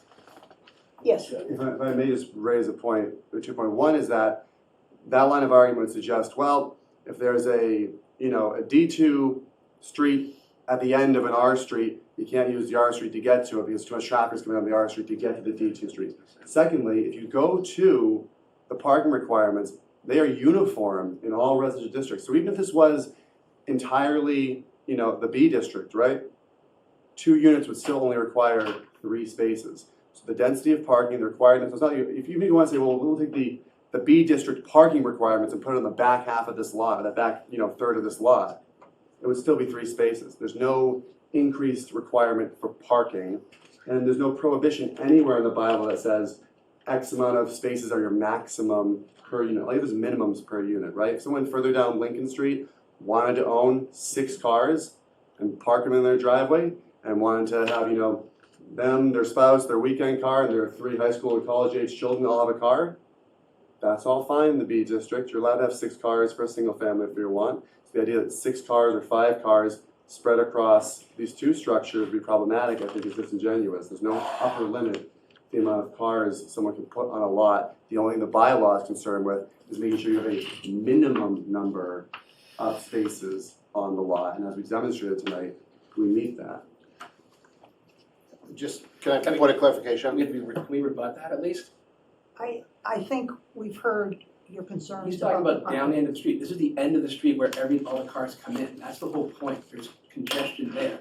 If I have what he's talking about, the end of the street, it's at the end of the street. We're at the beginning of the street where everything bottlenecks and everything is trafficked. The driveway entrance was properly approved by the town. It was appealed, the appeal was denied, and the decision was not appealed. So, if I may, that's not entirely accurate. It's not entirely accurate because the only reason that it was approved was because the authority of the curb cut moved from the planning board, which is crazy, to the DPW. But it was approved by town meeting, it was I moved understand, to I the understand. general bylaw. I don't think that's the It was debate. appealed to the ZBA denied the appeal, and the ZBA decision denying the appeal was not appealed, so it's closed. It's I'm a not debating valid that. driveway entrance. Can I ask a question that's not an opinion, it's a question? Would zoning allow, because I think you brought up a good point, if at the end of Lincoln Avenue, or any Zone B district, there was a parcel that just so happened to fall into D2 zoning, right? A vacant parcel. Would the development of that parcel be approved by the ZBA or by zoning for development? So the end of Lincoln Avenue just so happens that. It's not D2 back there, No, I understand, but that is the situation here. Not doing it. but I don't think we don't opine on hypothetical situations. But I am looking at the accessory uses table, Sarah. Yeah. And there are a couple of, I'm on page 21 in my version, where, there's garaging or maintaining of more than 4 automobiles. Yep. So it looks like this is within our right, to grant a special permit to approve. no, there's only 3 parking spaces on this lot. And if you look at 6.1, which it refers to parking. Yep. It says required parking shall be either on the same premises as the activity serves, which this parking is on 90 School Street, or located within 300 feet of the building entrance on a separate parcel. Yeah. So that even allows the parking behind 86 School, not separated by a street.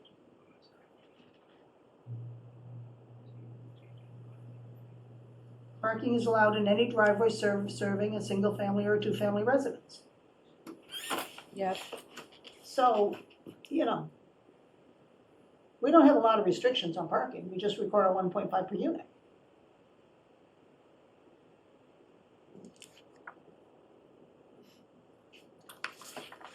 Anybody else in the room like to say, yes? Julie Doherty, 7 Lincoln Ave. Is that a common driveway application, or does it not need to be? No. Okay. Is there any consideration for safety issues on the street if there's more density of on-street parking? So currently it's difficult to back out of my street because if there's cars parked across, the street's pretty narrow. So if they're parked across, it's difficult for me to pull out. And then if there's cars on both sides of the street, it's difficult for emergency vehicles to get down the street. We have almost 20 children on the street, so it's a pretty dense, play area for children. So, and I would agree, like, coming out of there, it's impossible to see out and get clearance when you're exiting the street. The other day, I was at the stop sign, and someone on the street was coming at me on the right-hand lane. Because that fence is there, they didn't even see my car at the stop sign, and they were coming towards me. Not even, they were just taking it on the left lane. So that fence is definitely detrimental. And so I guess I wonder, like, the whole porch fence frontage of the house, is that really in keeping with safety issues for the neighborhood? And now we're adding more cars exiting, as everyone said before, in this very packed, school trafficked area where there's a school car crossing right there. I just think it's a safety issue to have that much activity without a lot of visibility. When they're pulling out of that new driveway, they put up a fence so they can't even see left when they're pulling out and seeing if cars are coming down the path. It's just, there's not much visibility for this quote-unquote road now. But I think the requirement is they're providing the required off-street parking. And the town bylaw decided that 1.5 cars per unit was adequate. One could argue it isn't, but that's what the town did. So the fact that there were cars parked in the street is saying to me that there were houses on the street who are parking in the street rather than in off-street parking. And there's really nothing we can do. And some of them are coming from that property because it's been rented out to a number of people. So they've had overflow vehicles as it is that are parking Well, in my but house we now. can't speak to that. If you had 5 cars at your house, we can't speak to that. If you have one, your husband has one, kids have them, whatever your family configuration is, we can't speak to that. I live on Bennett Street, and the whole side of the street is completely filled with cars from people who have more than 2 cars for a single-family residence. It's just making it difficult, not possible to back out of our properties now. I get it. Okay. Anybody else in the room, or should I go to Zoom? I've got hands up in Zoom. Okay. Frank Simmons. Please state your name and Thank you very address. much. Frank Simmons, I'm the applicant with Deegan Partners, relative to 90 School Street and owner of 90 School Street. I'd like to particularly address the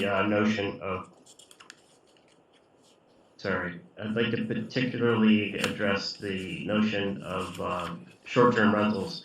And although that's something that we tried in the several years ago, it's not something that we haven't entertained a short-term rental there in over 2 years, maybe over 3 years now. And I'll say that the idea of short-term rentals is as distasteful to us as it is to a lot of the folks here across Manchester. So it's neither the intent nor our desire, nor will we be engaging in short-term rentals with the existing properties or the proposed. Thank you. BFMMA, please state your name and address. Yes, I'm Brian Miller. I live at 92 School Street. I have 2 questions. Number one, the driveway cut that was approved was for a driveway only for 90 School Street. It wasn't for access to 86 School Street.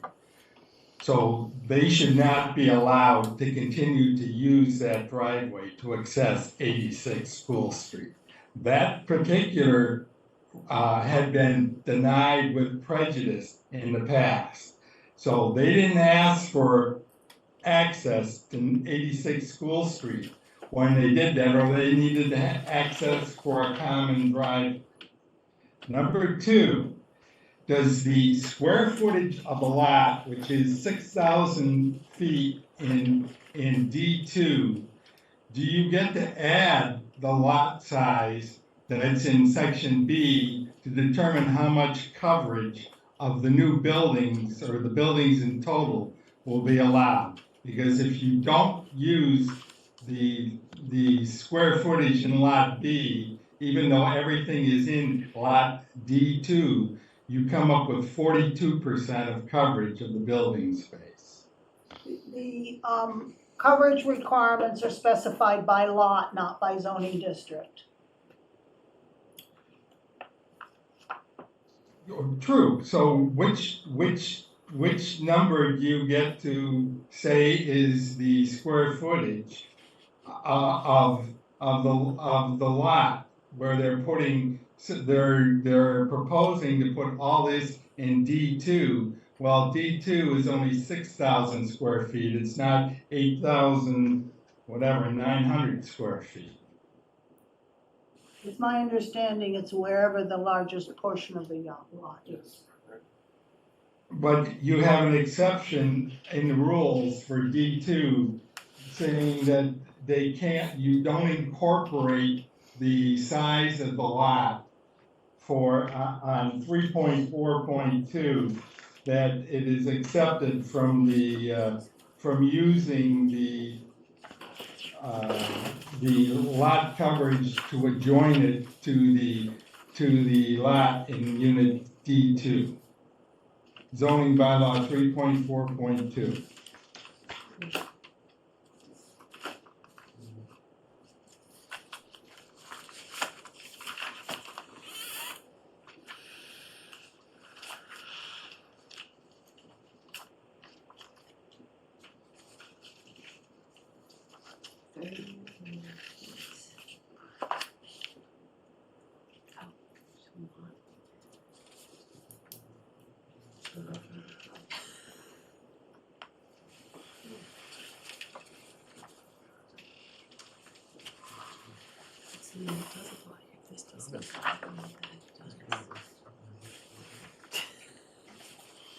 Did you find it, Sarah? Yes, and it says that when a lot is transacted by a zoning district boundary, the regulations of this bylaw are applicable to the larger part of the area of such lot may also be the grant of a special permit from the planning board be deemed to govern the smaller part beyond such zoning district boundary, but only to the extent not more than 30 linear feet in depth beyond zoning district boundary.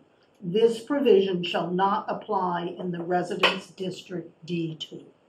So then what does apply in the residence district D2?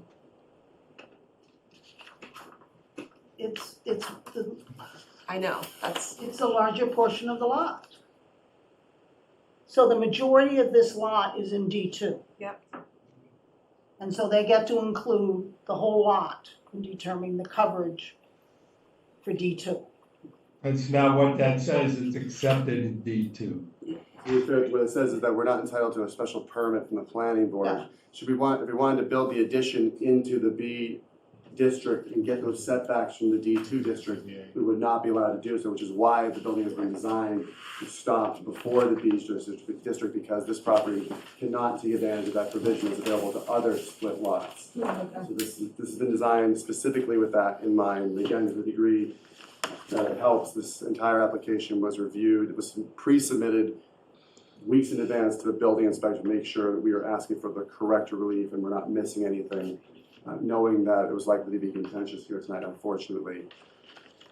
If I may, at the end of the day, we're trying to create one more unit of housing. The addition itself fully conforms to every requirement, dimensional or otherwise. Parking, again, we have people complaining that there's too much on-street parking, and we have other people complaining about there's too many people trying to park back there, right? So we can't go both ways with it, right? We could say, okay, we'll only do the 3 spaces, or say, okay, we'll do 6 spaces, whatever you want, right? If you want them off the street, we can do more, but then there's too many people. It's like it's back and forth trying to kill this project, and I guess there may be some bad blood, and that's unfortunate. But before the board tonight is a very reasonable proposal to add an addition to an existing single family and to execute a change in use contemplated and even arguably encouraged by the bylaw, which is why they make it this one special permit process with the ZBA.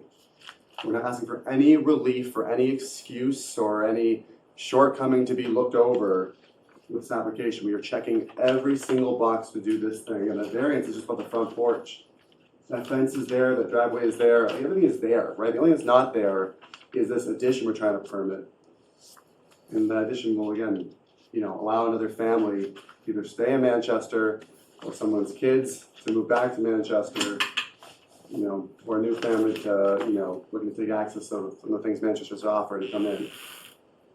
And, I don't know how many of these you get each year, but I can imagine, given the challenges around this, to find one that checks every single box, dimensionally, parking, etc. Quite hard to come by. Certainly the two before us, before this hearing tonight, weren't. Would you consider removing the fence? It's come up a few times, the neighbors. If I can. Which fence are we talking about? The one along Lincoln Ave? The one along Lincoln Ave. Lincoln's. It's been there for years. Yeah. Again, this is one of those things where, and the additions in the rear, right? Nothing we're doing touches that. It's come up as an issue by a few people. It's compromise. But people are allowed to put fences I anywhere get they it. want. I know. I don't live there though. Right, I think that one of the concerns is just pulling out of the driveway might be a cause for concern. And the picture of the fence is rather high. Are you the one in the corner or the new one in the back? The new one in the back. No, I don't think that's what they're complaining about. Is that not what they're Talking going about the one Yeah. school in Lincoln. Both, On both, Lincoln both Ave. are issues, I O- think. okay, Both- so- Both block visibility. Sure. and I've come up with this in other scenarios. And a lot of times, the very last one or two panels will just be Step down. will step down just so people can see. Would the owner be willing to concede something like that to alleviate some of the issues? So the genuine answer is I don't have, the authority before me tonight, and I would hate to lose 6 weeks over. Well, a he's fence here. He's He- here. So he if- could if- answer that. If Frank wants to hop on, but the only point I want to make before Frank hops back on is that new fence in the back, again, this is where we have people arguing, or it's like, whether these are genuine arguments or not, they're attacking this project in conflicting ways. Okay. That fence exists because last time around, one of the complaints was about having to look through the back of the property of this parking lot. So this fence got built. I'm to not address talking about the whole issue. fence. Talk about the No, fence in the this corner. is the wrong fence that you're talking about. Oh. It's the Excuse fence me, on the excuse me. front. You need to be recognized and you need to state your name and address. Sorry, this is Wendy Brady, 10 Lincoln Avenue. The fence that the community, the street has the issue with is not the new one that was put up at the back of the property. It's the dark brown fence that wraps around Lincoln Ave into the front of School Street. So it is blocking your view down School Street towards town. Somebody coming up that hill or even a pedestrian walking in front of 90 School Street will literally stop in their tracks when our car pulls up to the stop sign, as will the vehicle. It is that fence that was, I hate to say it, but put up in, I'm gonna try to stay positive here.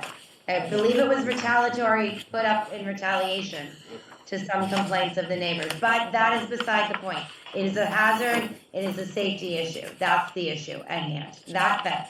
Thank you. So the question, I think, that Rob has asked is, would the owner, But that fence has nothing to do with this addition. Has to do with traffic. It has to do with But it's the safe. increasing It's the a number of compromise, cars it's going in and safety. out. If No, you're, it's the front fence. but if you're coming down Lincoln, you can't see, if you towards school, you can't see around the corner. Right. So now we're gonna add more cars into the parking field, Situation. okay, coming down Lincoln, that's 2 or You're 3 talking more Lincoln cars. Ave. Lincoln Yeah. Ave, that's 2 or 3 more cars, okay, so I I can't think see. what the owner, what we're looking for, it may be not part of our purview, but it's certainly What's being worth discussing. suggested. It's suggesting that we have a safety issue here. Will the owner be willing to compromise in such a way as to make a more safe environment? Is what Rob suggested, and I think that And if, a point, Jim Brady again, Lincoln Ave, when I was on the zoning board, if we heard things like this going, we would say, I would be possibly likely to maybe approve this if this condition was added. And I know what you're saying, Sarah, is if the parking we're talking about the parking, but parking creates more traffic, which creates more issues, which creates more safety. So the fence becomes more of an issue as a result of the parking. I think that's the point that a lot of people are trying to make here. Okay, thank you. I'm gonna close off public comment. Is there anyone on Zoom? Is there no one else? Has No, their we hand already got the people. I think that's Rob speaking to, correct?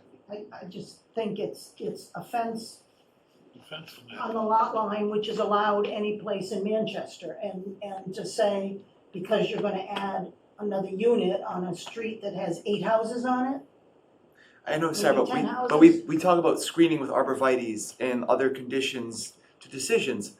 All I'm saying is that, you know, if we're gonna approve this, then as a condition, I think that fence could come down as a compromise with the residents in the area. It's come up by several people, what's the big deal? I mean, we've done it before. It seems like a common sense approach. But again, that big fence that was put up in the back, if you're trying to pull out of that and somebody's coming you're down the not street. complaining about that. I'm talking about the fence along. I know, but they're not complaining about that yet, The other but fence. that will be the next one. No, But it's on the property owners, I wanna know what. hey, I'm not voting, I don't, Okay, but I'm looking at it, what appears to be a common sense approach which might garner some favor with your neighbors. So is, Yeah, Frank is. sorry, I'm not able to, I know, Matt, I'm sorry, I'm not able to, it's locked on responding to Veronica Hobson here, and I can't respond to your text. He's asking me if I want to answer this question. That was me. So yeah, it's not your fault, it's the Zoom setup, but, yeah, we would consider an alteration to the fence, but I don't think as a condition to the permit, just we'd do it as a goodwill gesture, and we'd lower the fence, you know, either side of that corridor to increase visibility. We're happy to do that. I don't think it really needs to be a condition to the permit, nor is it like really Sometimes these things, when they don't become conditions, then they never happen. And I don't think it's a big deal to put it in writing, memorialize it somewhere. And I don't think it's bearing right to bring it into the condition. Thank you. Sarah, it's sort of, Rob brought up the deal earlier where going across the back of that lot to get to the right of way or whatever we want to call it right now to the other lot is how, like we mentioned, if something was ever to happen, these properties got sold. How is that condition in there, and how would that still be maintained as a right of way? So what he suggested and what I was gonna include as a condition, maybe my wording's not as graceful as his, but should the properties of 186 and 90 School Street fall out of common ownership, an access easement over 90 School Street must be provided for parking at 86 School.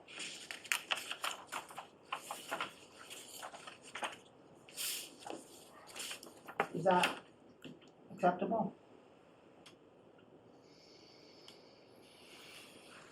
Yeah, I guess. I mean, they have, Any potential buyer would have to, you know, have a lawyer work that out with. but if it's a condition in the special permit, then it's gonna need, when they do the title search, they're gonna see the special permit and they're gonna know they need to execute the agreement. Because it can't be executed now because of the common ownership. Right. That's one. Okay.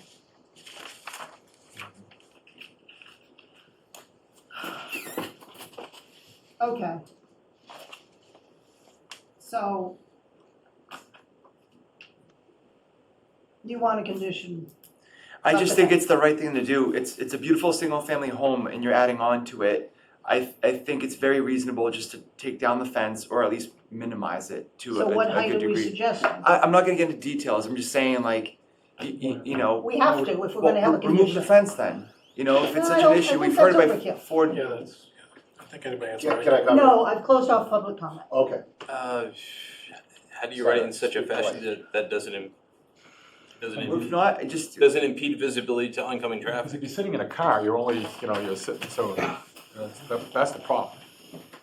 All right, you drop it to, if it's a 6-foot fence, you drop it to 4 foot, it's still gonna obscure visibility. Make it a stockade fence. I don't know. I'm sorry to interrupt, I think, Frank, are you okay with proposing a number for the board you'd be comfortable with? I heard Frank on mute, I'm sorry to interrupt. What about if we lower the fence, each, for either side of that corner and remove, it's got a panel on either side, so basically remove half the thing so you can see through the fence as well. Yeah, and here's the four, but the reason that fence is there is. Excuse me, who's speaking? This is Frank Simmons, Sorry. the applicant. Maury McCarthy, same as. Oh, I'm sorry, okay, sorry. I'm sorry. Please say your name. Yeah, I know, sorry about that. Maureen McCarthy, 90 School Street. So people with young children live there. And people with pets. And the reason we put that fence up is for safety. It gives them nice areas for the children to just go there. I do feel that if you want us, we can cut it down to 4 feet. I think you can easily see over 4 feet. If you want us to take every other panel out, if that, you feel like that would help. But there's more fences that are 4 feet, that people can have on the corner. And the other thing And I appreciate that there's children living there. Let's just make it 4 feet and call it a day. But I get that. And I didn't even consider that, to be honest, You wanna do 4 feet and every other picket, or just 4? I don't even think you need to do that. That would look goofy. Okay, 4 feet. I don't. A nice one, yeah. not too expensive. I don't.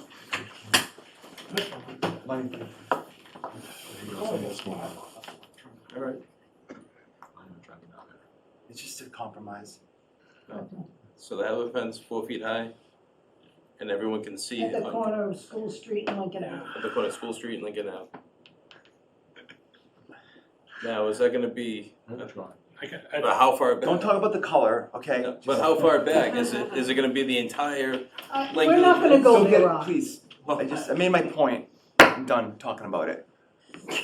Wow. So 2 candles, 3 candles. Is that the line on the sand? Yeah. If I may suggest, there are posts on either side of the corner, you take the first post in either direction, bring it down, So that would be 8 feet. 4 feet away. whatever the 8 panel feet width on is. either street. 8 feet on either side.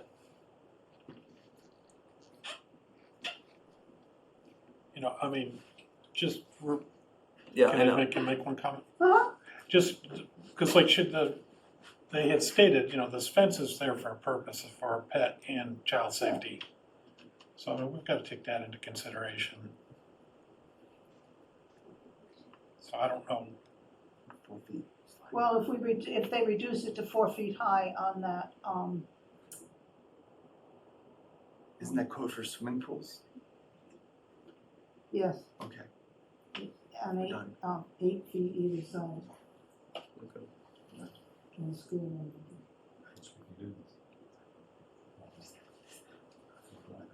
I can tell you who's not visiting you. Catherine Howe won't be driving down that street. I never had troubles getting out of that street. Okay, All right. Good.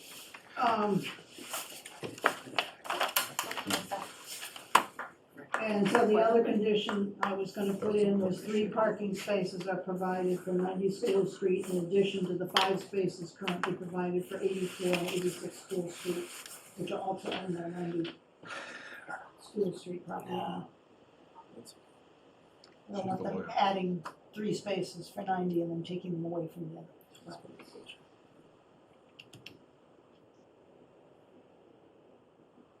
You get right over. Other thoughts? You have any more thoughts, John? No. Rob? Said enough I have a tonight. headache. No more thoughts. John?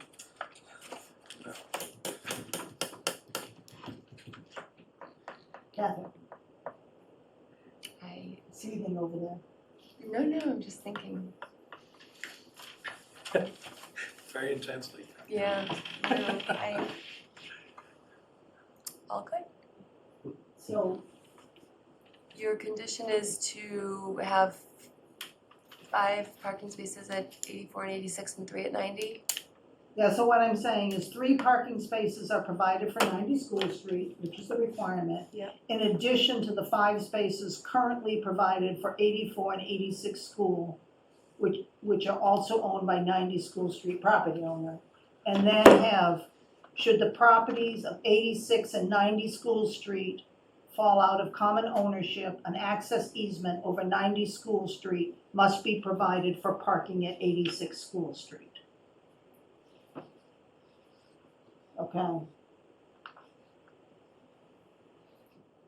And the reason I'm saying 86 is because all the parking for 84 School Street is in front of 84 School Street.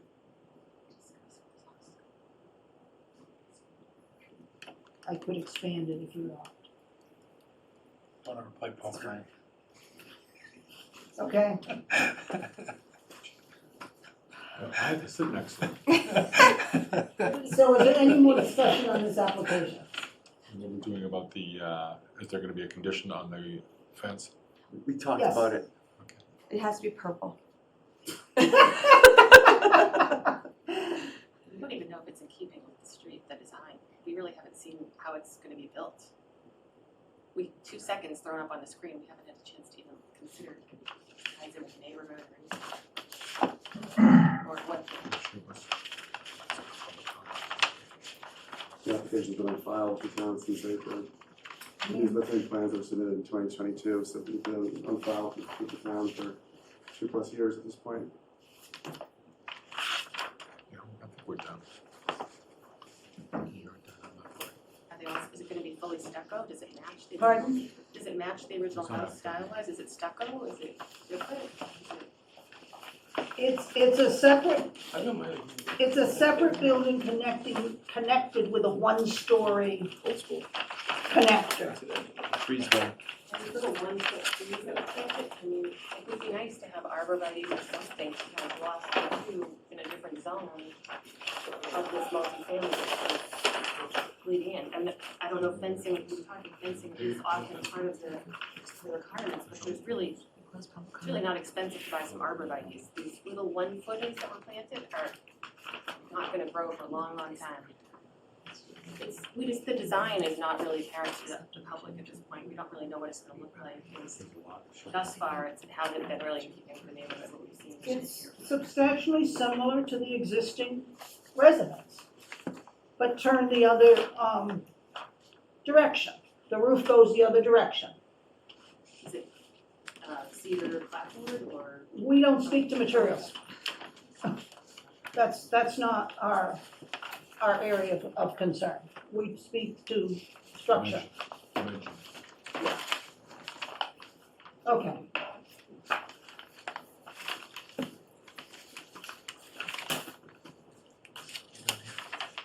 I move to close the public hearing and approve the application of Seaside Legal Solutions PC on behalf of Deegan Partners LLC for a special permit under sections 4.2, 5.4, and 12.5 of the zoning bylaw, and other relief as may be necessary for a change of use to convert an existing single-family residence into a 2-family residence by constructing a 2-story addition with a single-story connector structure to the existing structure at 90 School Street, Assessors Map number 41, lot number 87, in District D1,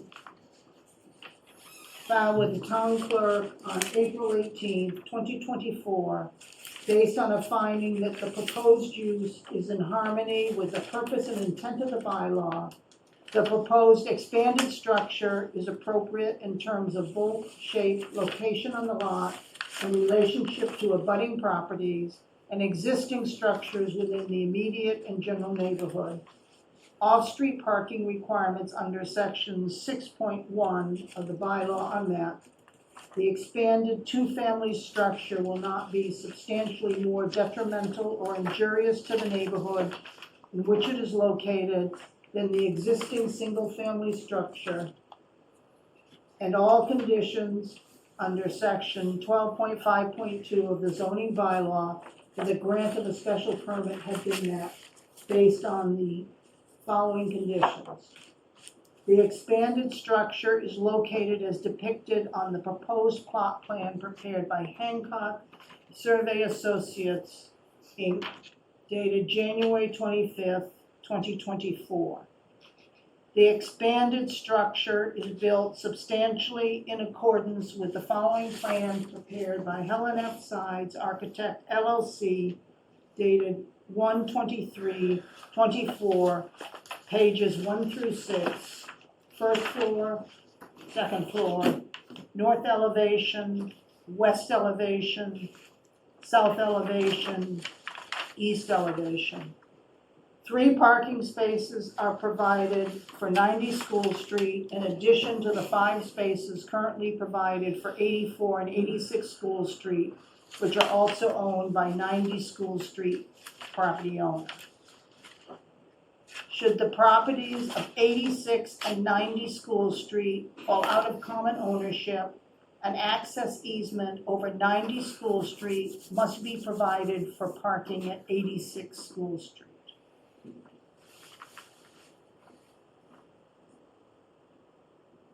Decrease the height of the fence at the corner of School Street and Lincoln Ave to 4 feet high on 8 feet on School Street and Lincoln Street. On 8 feet distance from the corner on School Street and Lincoln Street. Do I have a second? Second. Rob seconds. Any discussion? Take a vote. Rob? Yes. Sean? Yeah. John? Yeah. Catherine? Yeah. And Sarah votes yes. I further move to approve the application of Seaside Legal Solutions LLC on behalf of Deegan Partners LLC for a variance under sections 5.4 and 12.3.3 of the zoning bylaw and other relief as may be necessary to allow the existing front porch to remain, which encroaches 1.9 feet into the front setback based on a finding that owing to circumstances relating to the shape of the land and structure, especially affecting such land and structure, but not generally affecting the zoning district in which it is located, a literal enforcement of the provisions of this bylaw would involve substantial hardship, financial or otherwise, to the applicant by requiring the deconstruction and reconstruction of an existing porch which has existed for many years, and that the desired relief may be granted without substantial detriment to the public good and without nullifying or substantially derogating from the intent or purpose of this bylaw. Do I have a second? Second. John seconds. Any discussion? Vote. Rob? Yes. Sean? Yes. John? Yes. Catherine? Yes. Sarah votes yes. I'll write it. Yes, you will. Who would like to review it? I'll review it. Yeah. Make sure your punctuation is proper. You're all set. Thank you very much. Okay. Now we move to administrative matters. We'll be really quick. Just one correction, that's Lincoln Ave for the fence, not Lincoln Street. Thank you. Okay. Lincoln Ave. Got it. Yeah. Thank you. So I haven't reviewed any of the minutes yet, so we'll put those off to next meeting. Okay. The only outstanding decision is one I have at 26 Proctor, which I'll do soon. The only other issue I wanted to discuss tonight, I wanted two things I wanted to discuss. Number one, our next meeting is June 26th, which is the fourth Wednesday of the month, because June 19th is a holiday, so I had to move it from the third week to the fourth. And second, some terms are expiring on June 30th. And I You're want gonna to, me? uh-huh, Does my term expire? Oh boy. so are you going up for another 3 years? Yes, Let me think about that, okay. because now I'm on the school building committee, which is gonna That's a yes. take up a That's lot a of yes. time. Yeah, we need you, John. After the bullshit I just, sorry. Sean, is your term up or not? It was in the town report that it was up, but I thought you were just reappointed last year. I was just For 3 years, right? Well, yeah, because I got swapped with. Okay. Numbnuts? Maybe it's my I turn was that's trying up. not to say it. I couldn't come up with another word, I'm sorry. My term that's up? Hey, Kath, really need you. No. Yeah, you did an excellent job as a, my Well, God, there's another one up. Oh, mine's up. Catherine. No, do you have to go before the select board? Your term? I don't know. I don't even know what's going on. Yeah, I have to be reappointed if I want to be. Catherine, Yes, ma'am. your term is Oh, up. she just said yes. Your term is up in 2025. You've indicated a desire to resign prior to that. Is that true, or are you willing to last another year? I would really like to resign prior to that, Okay? but I don't want to leave anyone in a bad position either, so, We're advertising for the ZBA. yeah. Which position is your favorite? If anybody knows somebody interested in being on the ZBA, do you know somebody? Are you kidding? Nobody wants to do this. Nobody wants to do this, especially right now. I want out. You're stuck. I'll think about it. Okay. Okay. I Do we know anyone? Make an announcement at the men's club. Yeah, we'll do that. Did you sign me up for that men's club? Pardon? Did you sign me up for that? Tomorrow night? But we don't have any applications for the ZBA, right? Just went into cricket I last night. haven't signed him in. No, I'll get to the application. Can he come tomorrow night? Just going to that June meeting, I'm gonna be What out about of your the guests? country I haven't signed that up yet. week. Where are you gonna be? Okay, Out of the country, okay. Where? Barcelona. Oh, I already got my, Yeah, Chris will come. What's tomorrow, Thursday? okay. I could probably go. So have we finished here? Yeah, I think we're No, finished a long so, yeah. time ago. it was a long meeting. I'll take a motion to adjourn. Second. Okay. You're very All in busy. favor? Aye. Aye. Okay, thank you. Very Shut busy. it.